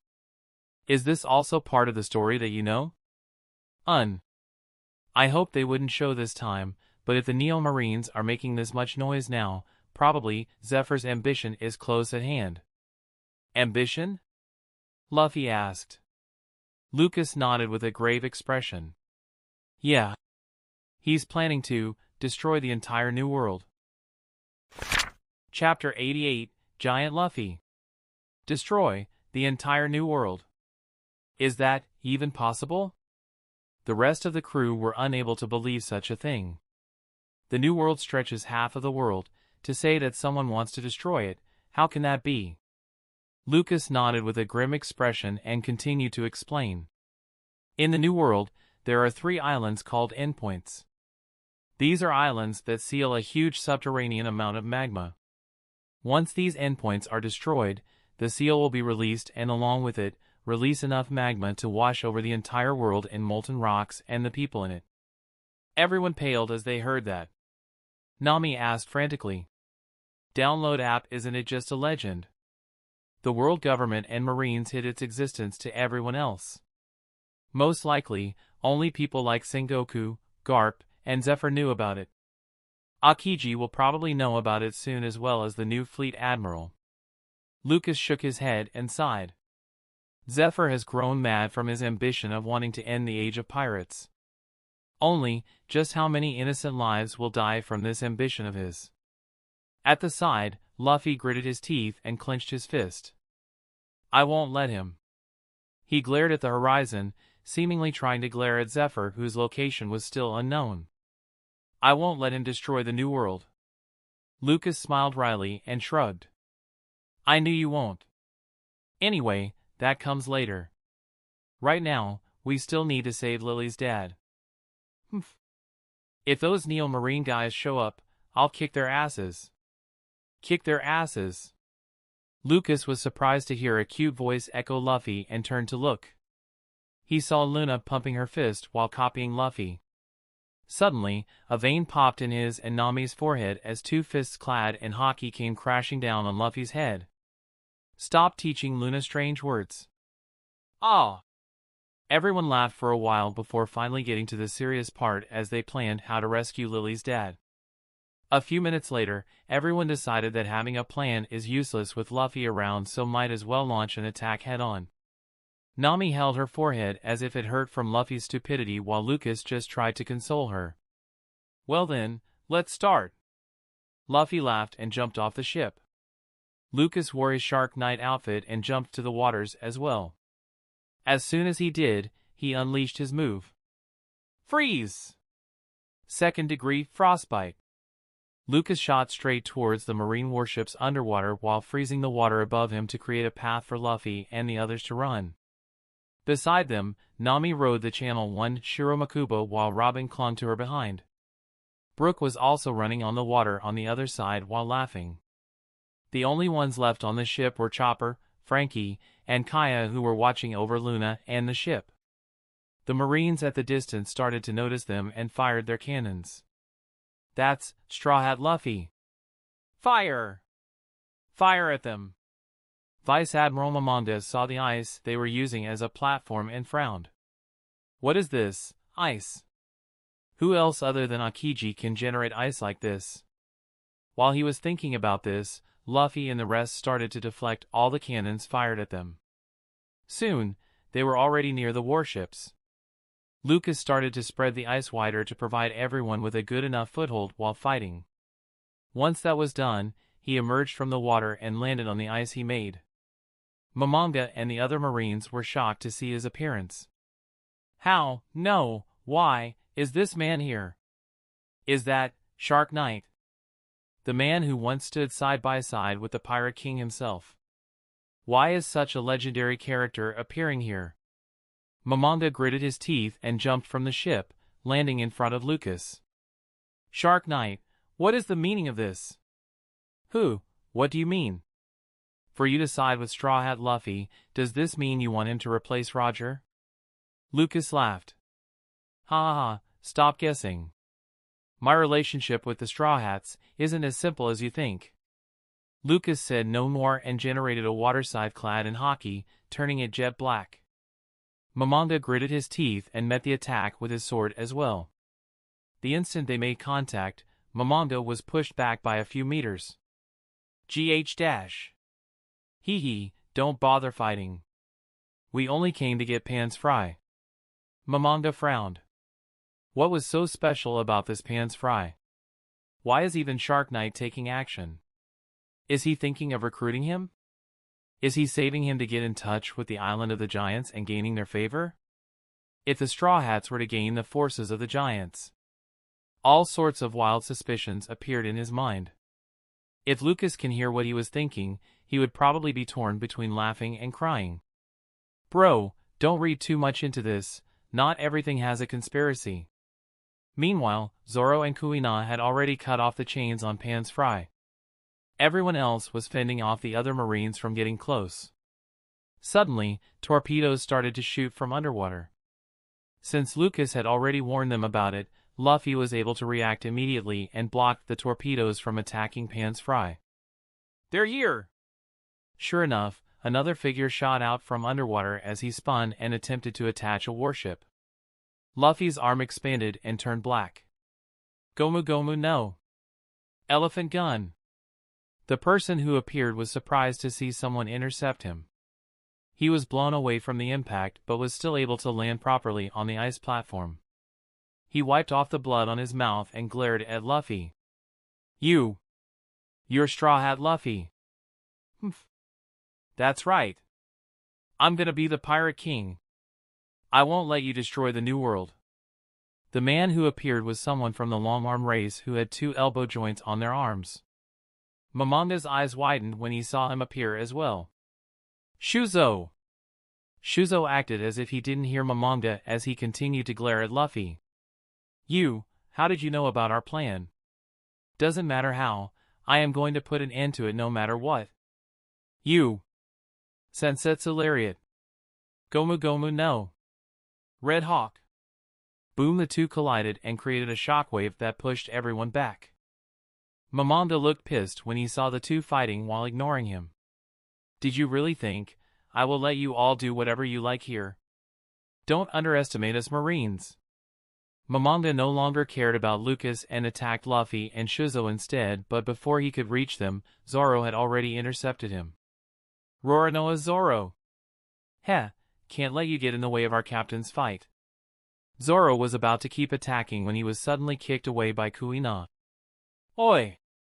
Why did you have to kick me? Aren't you a swordsman? Shut up. It's swordswoman. Also, let me deal with this guy. I've been itching to fight someone. Momonga frowned when he saw Kuina. Tashigi? No.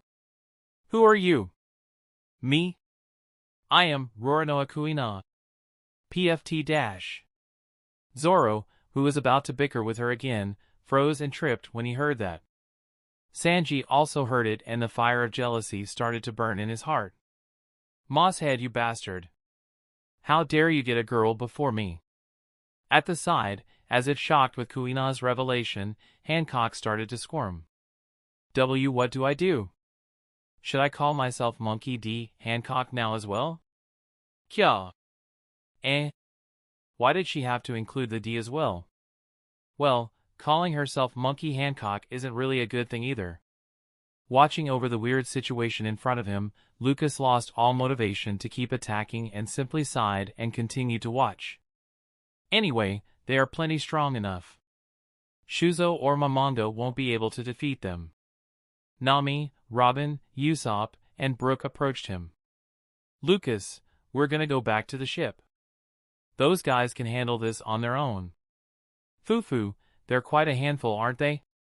Sai, when is it gonna be my time to shine? Yo-ho-ho. We can't lose to them either. Let's sing. Lucas laughed as well. Alright, you guys head back then. I'll also dash. Before Lucas could finish his sentence, he saw a huge shadow loom over them.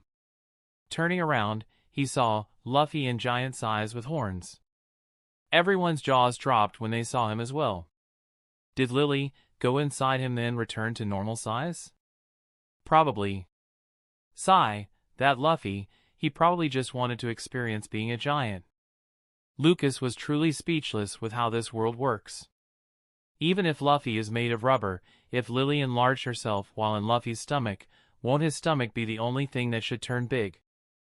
I mean, it's not like Lily is just wearing Luffy's skin or something. Going by this logic, won't Luffy be permanently a giant if he could eat a giant whole? Since his mouth can stretch, that shouldn't be impossible. Lucas shook his head with these weird thoughts. Then, giant Luffy grinned while holding onto his knees. Gear, second. Suddenly, huge steam covered the area and everyone was blown back as well. What is this? Why does this look similar to the Colossal Titan and Attack on Titan? Is there a crossover? Lucas paled as he knew what Luffy was about to do. Everyone! Retreat! Lucas and the others quickly ran away while Luffy jumped to the air with both feet stuck together. Gomu Gomu no! Jet Lance! Asterisk boom! Asterisk! Ah!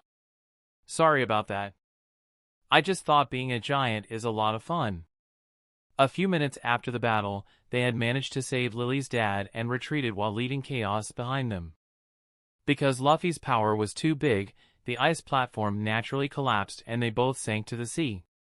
Lucas had to go find Luffy and Lily, who were sinking underwater, and pull them back to the ship. Once they woke up, Luffy started laughing while everyone glared at him. A few more days passed since then. Pan's Fry managed to recover and cooked the heavenly dish for the whole crew. After tasting the meal, Lucas' eyes gleamed and he immediately asked them to join the crew on the floating island, which he agreed. Lily went with her dad as well to the floating island and followed along with Zeph and the other chefs. Today, everyone was relaxing when ashes fell from the sky. Snow? No. Not snow. This is an ash cloud.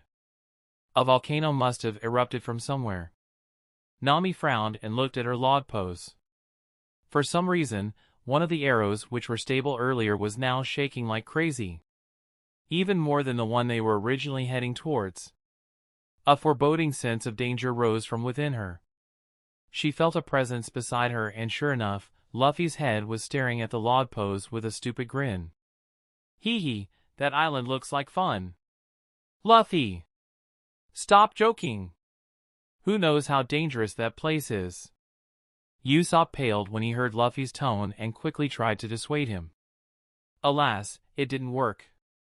Lucas smiled wryly and shrugged. Well, you're right that it's dangerous.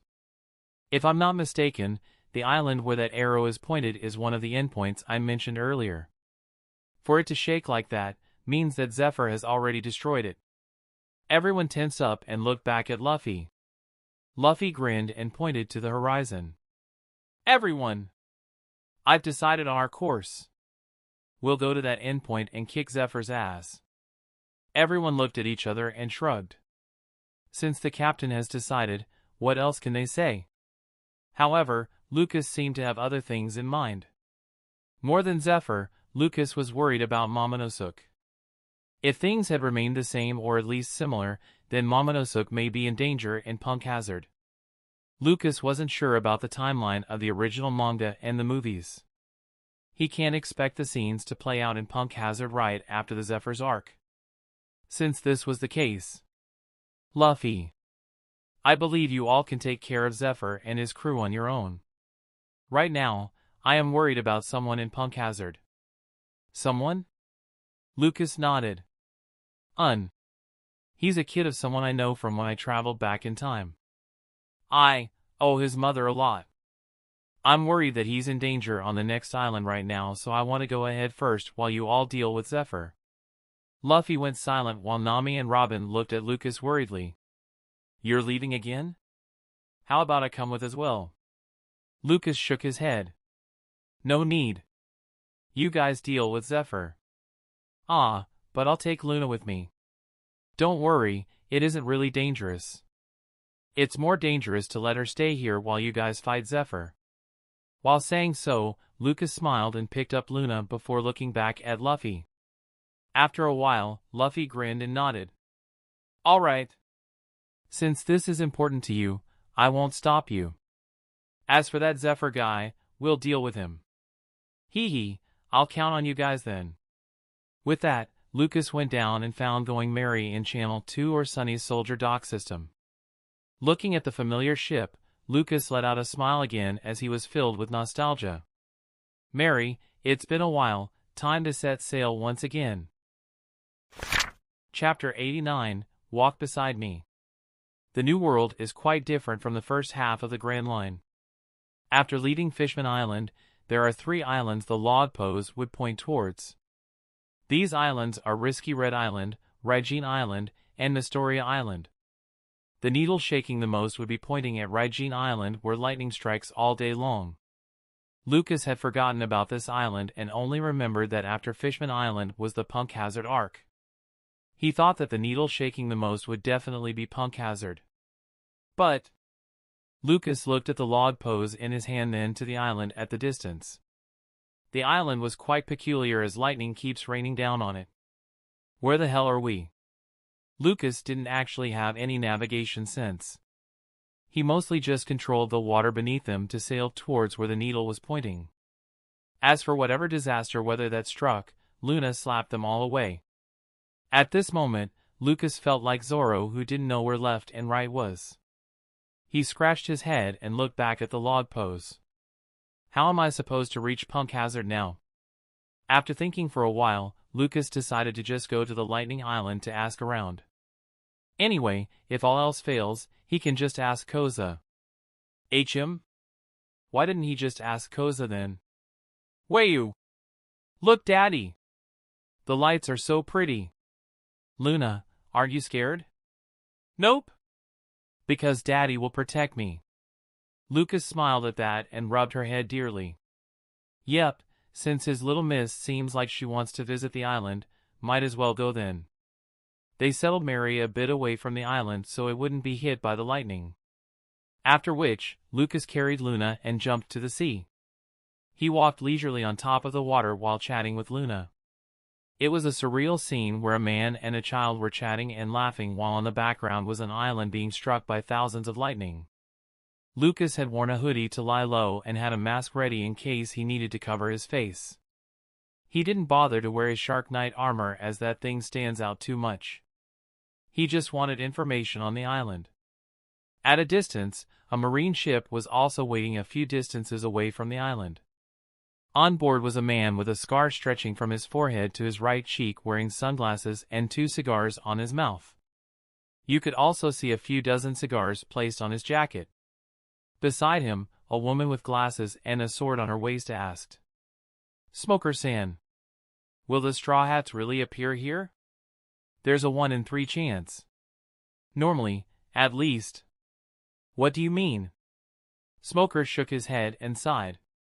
"I don't know, I just have a feeling we won't be seeing Straw Hat here. I doubt he will choose the other 2 islands which were stable. If it isn't these 3 islands, then the only island left would be Punk Hazard." Tashigi blinked in confusion then asked, "What do we do then? Should I call back Hina? Tell her to stop moping around and get a move on?" Hearing that, Tashigi's face twitched. "If you're that gutsy, why don't you tell her instead?" "Why me?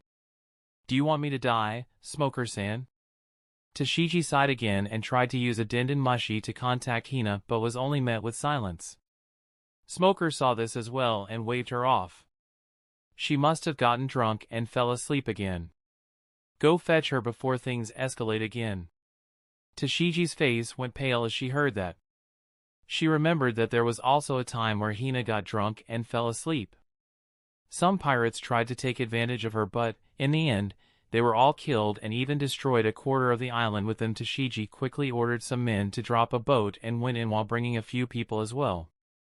Smoker looked into the distance where the island was and shook his head. Suddenly, he saw a shadow seemingly walking on the sea towards the island. A flash of lightning appeared and the next moment, the shadow was gone. Was I seeing things? Smoker frowned then shook his head again. Back on the island, Lucas and Luna had just landed when they were met with a few locals who were trying to sell special umbrellas to them. These umbrellas were made for the island in order for them to walk freely on the island without dying from the lightning. Lucas could easily block the lightning but felt like there's no need to intentionally show off and gain attention. Better to just buy an umbrella and blend in. And so, Lucas held the umbrella with one hand while carrying Luna in another as they walked on the city. The city on the island was also special as the building and houses were made of special materials that can ward off the lightning. Lucas walked around with Luna for a bit before going into a pub to ask around. As he went inside, he folded the umbrella and walked to the counter while settling Luna on his lap.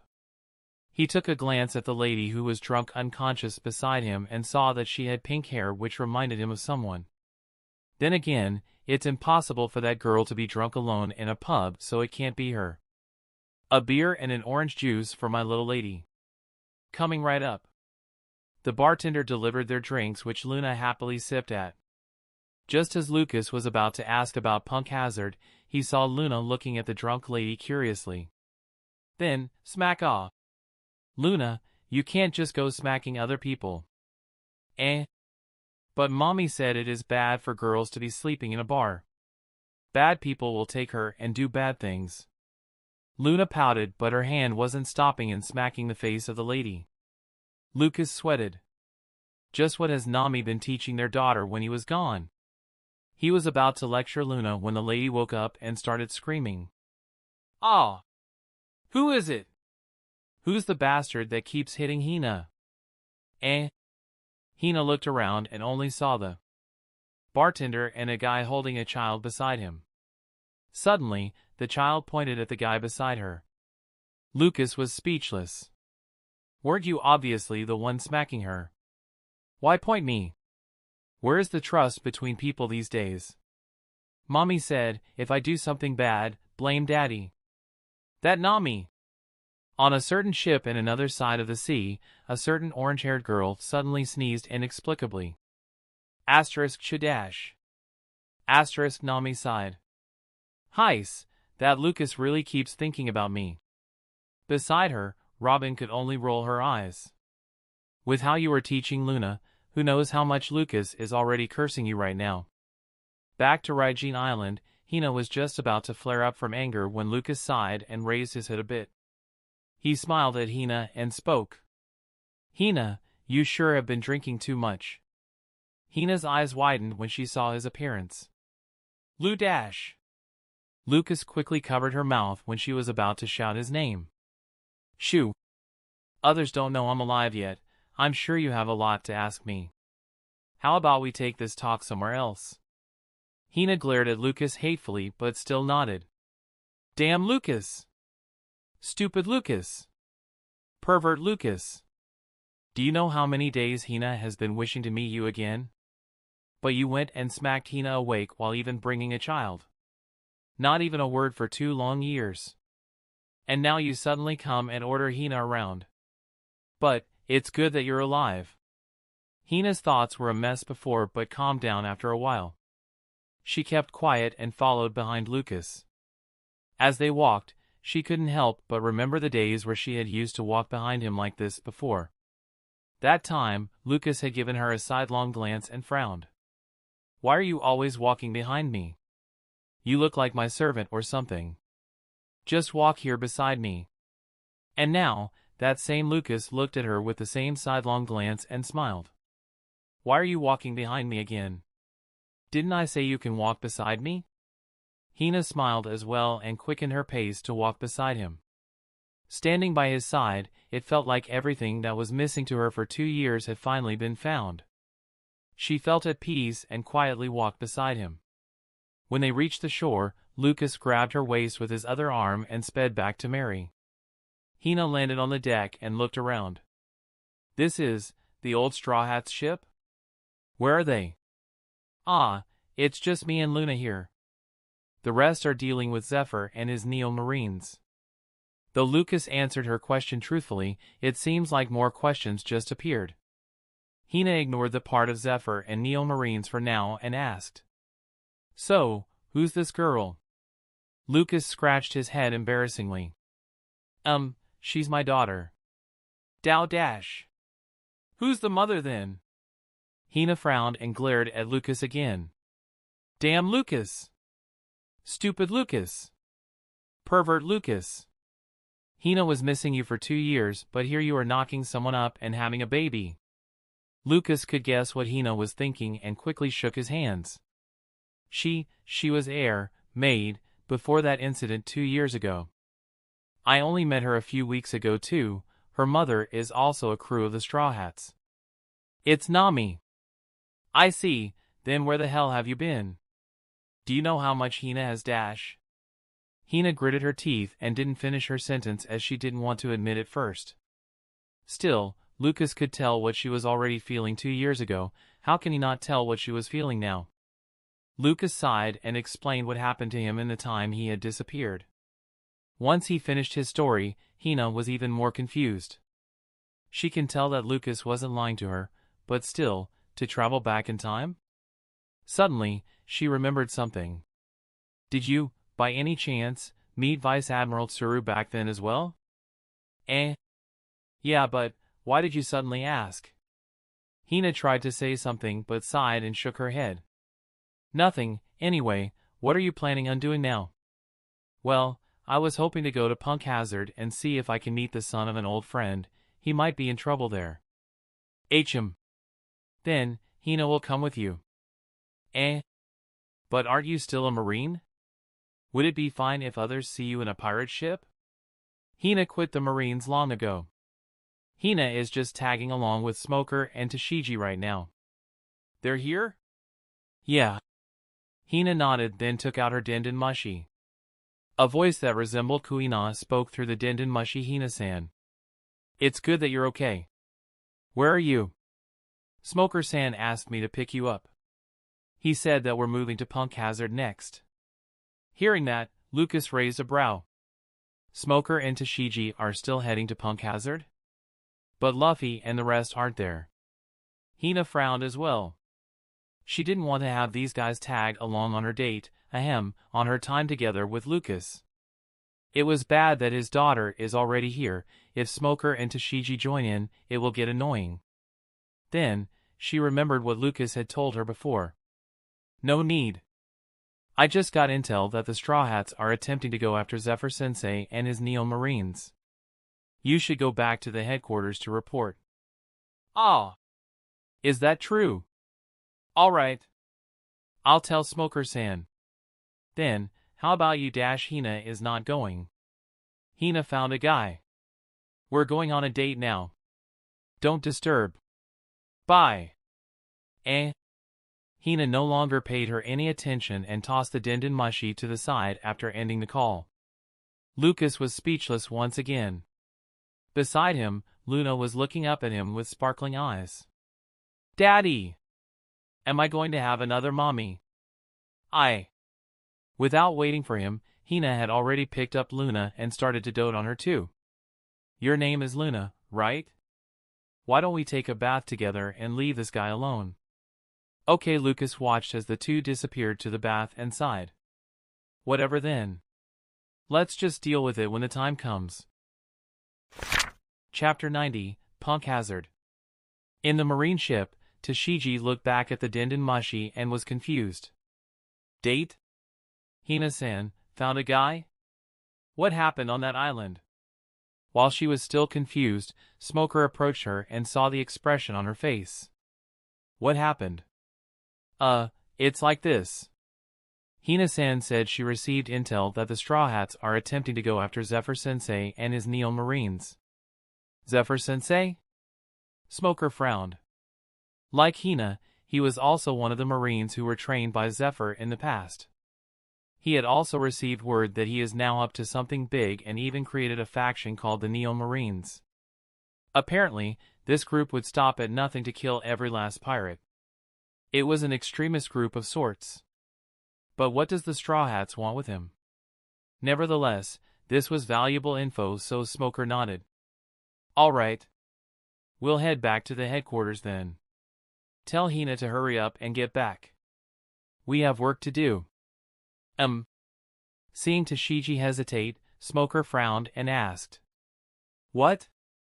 That is, Hina-san said, she found a guy, and is now on a date. She said she won't be coming with us anymore. Ha! The cigar in Smoker's mouth dropped in his surprise. He had known Hina since way back, and this was the first time he had heard her act like this. Smoker's mouth opened as if to say something but sighed and shook his head. Whatever. Hina shouldn't be in danger. Since that's the case, let's leave. Understood. Tashigi was about to put the Denden Mushi down when a voice rang from it. Ahem, hello? Going back in time for a bit. While waiting for Hina and Luna to finish bathing, Lucas noticed the Denden Mushi that Hina tossed to the side earlier. He could still hear faint noises from it. Huh? Didn't she end the call earlier? It's still connected? Hina must have been pretty drunk after all. Lucas thought for a moment and sighed as he picked up the Denden Mushi. Hina didn't properly explain and would probably worry them, so he thought he could ease their worries a bit. Anyway, these were Hina's colleagues and friends. He also felt the need to thank them for taking care of her even though she is a mess in the past 2 years. He coughed slightly and spoke in a different voice. Ahem, hello? Who are you? Where's Hina-san? Tashigi asked on the other side. Hina is fine. She is taking a bath at the moment since she reeks of alcohol. Is that so? In the marine ship, Tashigi still couldn't believe that Hina would get together with a guy, and it felt weird to talk to the guy. Beside him, Smoker grabbed the Denden Mushi and asked. Who are you? Is this Smoker? You should be a vice admiral now, right? Congratulations. I asked you a question. Well, you can call me Luke. I heard that Hina had resigned from the Marines and you two have been taking care of her for a while. What do you want? Nothing. I just want to thank you for taking care of Hina while she is in a mess. Smoker didn't say anything for a while before speaking in a cold voice. If I hear you hurt Hina again, I will find you, and I will make sure you rot in the deepest parts of Impel Down. After that, he didn't say any more and ended the call. Lucas smiled wryly and remembered Smoker's last line. Why does that threat sound so familiar? Shaking his head, he put the Denden Mushi down and started to move the ship to their destination. HM? Wait, I forgot. I didn't know where Punk Hazard is. At this moment, Hina came out of the bath with Luna and saw Lucas with an awkward face. She smiled and walked to the helm. I know where Punk Hazard is. I'll steer the direction, you push. Good. Let's set sail then. Daddy! Can I grab some of Curly Gramps' food? Haha, sure. You can take as much as you want. Yay! Hina watched Luna disappear into the kitchen and asked. Curly Gramps? She meant Sanji. PFT-. What's up with that? As the two of them laughed, they set sail towards Punk Hazard. Back in the marine ship, Smoker looked back at the Denden Mushi and sighed as he turned around. He lit up another cigar and puffed some smoke. Smoker-san, do you know him? If he is who I think he is, the world will just get a whole lot messier from now on. Don't mind it. Let's hope I'm wrong. Tashigi still couldn't understand but nodded anyway. Are we going to report this to the headquarters? No need. Hina isn't a part of the Marines anyway. Where she is doesn't matter. What's more important is catching the Straw Hats. Understood. Tashigi saluted and quickly ordered the men to set sail back to the headquarters. Smoker looked back on the island in deep thought. Guardian Wing Lucas, are you really back? Right, Smoker had linked the man called Luke to the former Shichibukai who had shaken the world 2 years ago. It wasn't because their names were similar, but the fact that Hina was acting like this made it seem possible. However, many people had seen Lucas shatter into pieces back then. He and Hina were among those who saw that. After that incident, Hina had changed and had gotten listless. Afterward, Vice Admiral Tsuru seemed to have talked to her. Smoker didn't know the contents of their conversation, but Hina had resigned the Marines soon after. She had only been tagging along with Smoker and Tashigi because she had nothing else to do. Smoker let her do what she wants since he feels like it would be more dangerous to leave her be. Now, she just left and said she found a guy. As for that guy, Smoker sighed and shook his head. Let's hope I'm wrong. Going merry. After a day of sailing, they have finally arrived at their destination. In front of them was an island covered in fire, but if one could look at the other side, it was a land of snow. Lucas carried Luna and smiled. Shall we go? Luna looked excited to see a weird island. Lucas laughed and jumped off the ship. As soon as he landed, the water turned solid as ice as it extended forwards. Hina jumped as well and landed beside Lucas. The three chatted as they walked at a leisure speed. When they reached the flames, Lucas waved his hand and the area around them turned cool. If one looks closely, they would see a thin layer of water orb surrounding them. Even though the water remained in its liquid form, it was still cold to the touch. Hina looked at the water barrier and smiled. You sure learned some neat tricks, huh? Haha, you ain't seen nothing yet. After a while, they reached the gates with the name of the island on it. Punk Hazard. Lucas waved his hands again and a stream of hockey-clad water blades sliced the gate in half diagonally. Luna clapped excitedly at his show of power. The three of them then proceeded onwards and looked around. What exactly are we here for? I told you that I went to the past 32 years ago back then, right? I met this person back then who had the ability to send me forwards in time. Before she sent me away, her family was in danger.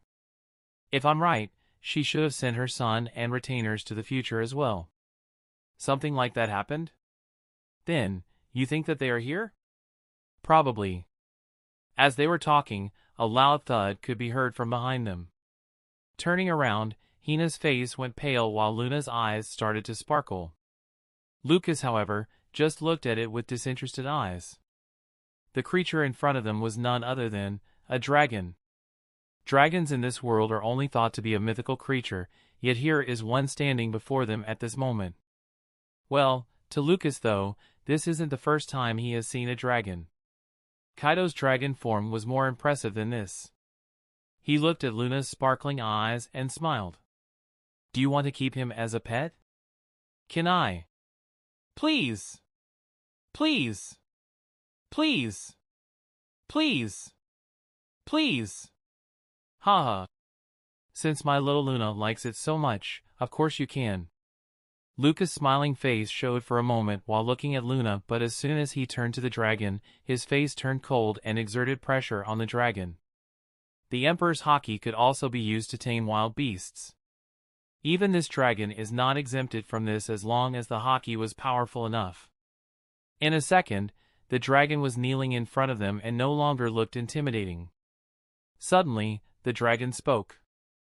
Who are you, Badash? It spoke. Hina felt that today had been too full of surprises already. Lucas sighed and jumped up on the dragon's head and looked around. Sure enough, he saw a pair of legs attached to it. Lucas grabbed onto it and pulled it. However, after pulling it out, it remained as it is. A pair of legs. Right, this thing is only legs, or rather, it seemed to have been cut from the waist down. Who are you Badash? The legs spoke. Hina's mouth opened and closed, unable to believe what she is seeing. Dragon? Fine, they exist. Tame a dragon? Fine, Lucas is powerful enough. A talking pair of legs? What happened to the world while Hina was drunk? Is Hina still drunk? Yes, that must be it. As for Luna... Ha ha ha. A talking legs. How funny. Lucas sighed and knew what was going on. Nevertheless, it would be annoying to deal with these legs. It's also very noisy and he knew that the reason it could speak was because of his farts. So, Lucas kicked it right between its legs and caused it to writhe in pain. Afterwards, he attached it back to the dragon and commanded it to carry them. Hina looked back at the pair of legs which was still in pain. What is that thing? It's what it looks like. A human's lower body. But, how come it can talk and move? You know about Trafalgar Law, right? He's probably here and sliced that person. With his ability, the sliced parts can still remain alive. Hina remembered Law's ability and nodded. But Hina doesn't understand how it could speak. He's using his farts to speak. Notice how his sentences always end with a Badash? Instantly, Hina's face grew cold. She walked towards the pair of legs and kicked it again in between. So it turns out this thing has been farting in Hina's presence all along. Luna looked at them curiously and asked, Daddy, why do you and big sis Hina hit that part? Ahem, that part is where a man's treasure is. Really? Can I see? No! Lucas sweated. It really is hard to raise a daughter. At the side, Hina just laughed at them. Like this, they continued to travel to the other half of the island while riding on the dragon's head. As they flew to the other half of the island, a figure could be seen watching them from a distance. The person had light green hair and wings in place of her hands and legs like that of a bird. She looked at Lucas and the others and licked her lips. Afterward, she flew away. Foo, how interesting. Back on top of the dragon, Lucas looked down on the island and thought. If I remember correctly, in the original story, Brooke met the torso somewhere around that area. Lucas closed his eyes and spread out his observation haki. Found it. Patting on the dragon, he asked it to land on the area he pointed. After a while, he did find the torso. When they got near it, the torso started to swing its sword while keeping one arm on the ground to stand on. Hina moved quickly and used her ability to restrain the torso easily. Seeing Hina's powers, Luna clapped excitedly once again. So cool! Big sis Hina is cool! Lucas laughed and patted her head. Afterward, he pulled the legs again and attached it to the torso. Then, he kicked it in between the legs again and asked Hina to restrain it fully. It's not like this guy without a head and ears would listen to him, so might as well shut it up and make sure it doesn't move recklessly. Now, all that's left is the head. It should be in Caesar's building. So far, everything had stayed the same as in the original plot, but Lucas felt that things would be different inside. Heck, they might even meet Doflamingo immediately. If that happens, then it would really be lucky. If that guy is here, I can get rid of him easily. As Lucas moved towards the building together with Hina, Luna, and the headless samurai, another group of people arrived at the front door and buzzed in the doorbell. The person leading the group wore a red open jacket and sunglasses while holding a huge flag. The door opened and revealed a single figure. He leaned on the side of the door and asked, "What business do you have at my vacation house, Revolutionary East Commander, bellowed Betty." Betty pushed her sunglasses down and asked with a smile, "Trafalgar trash, have that Caesar cunt scram out of here." That's the end of this tale for now. Thank you for watching, and I'll see you in part 6. Peace.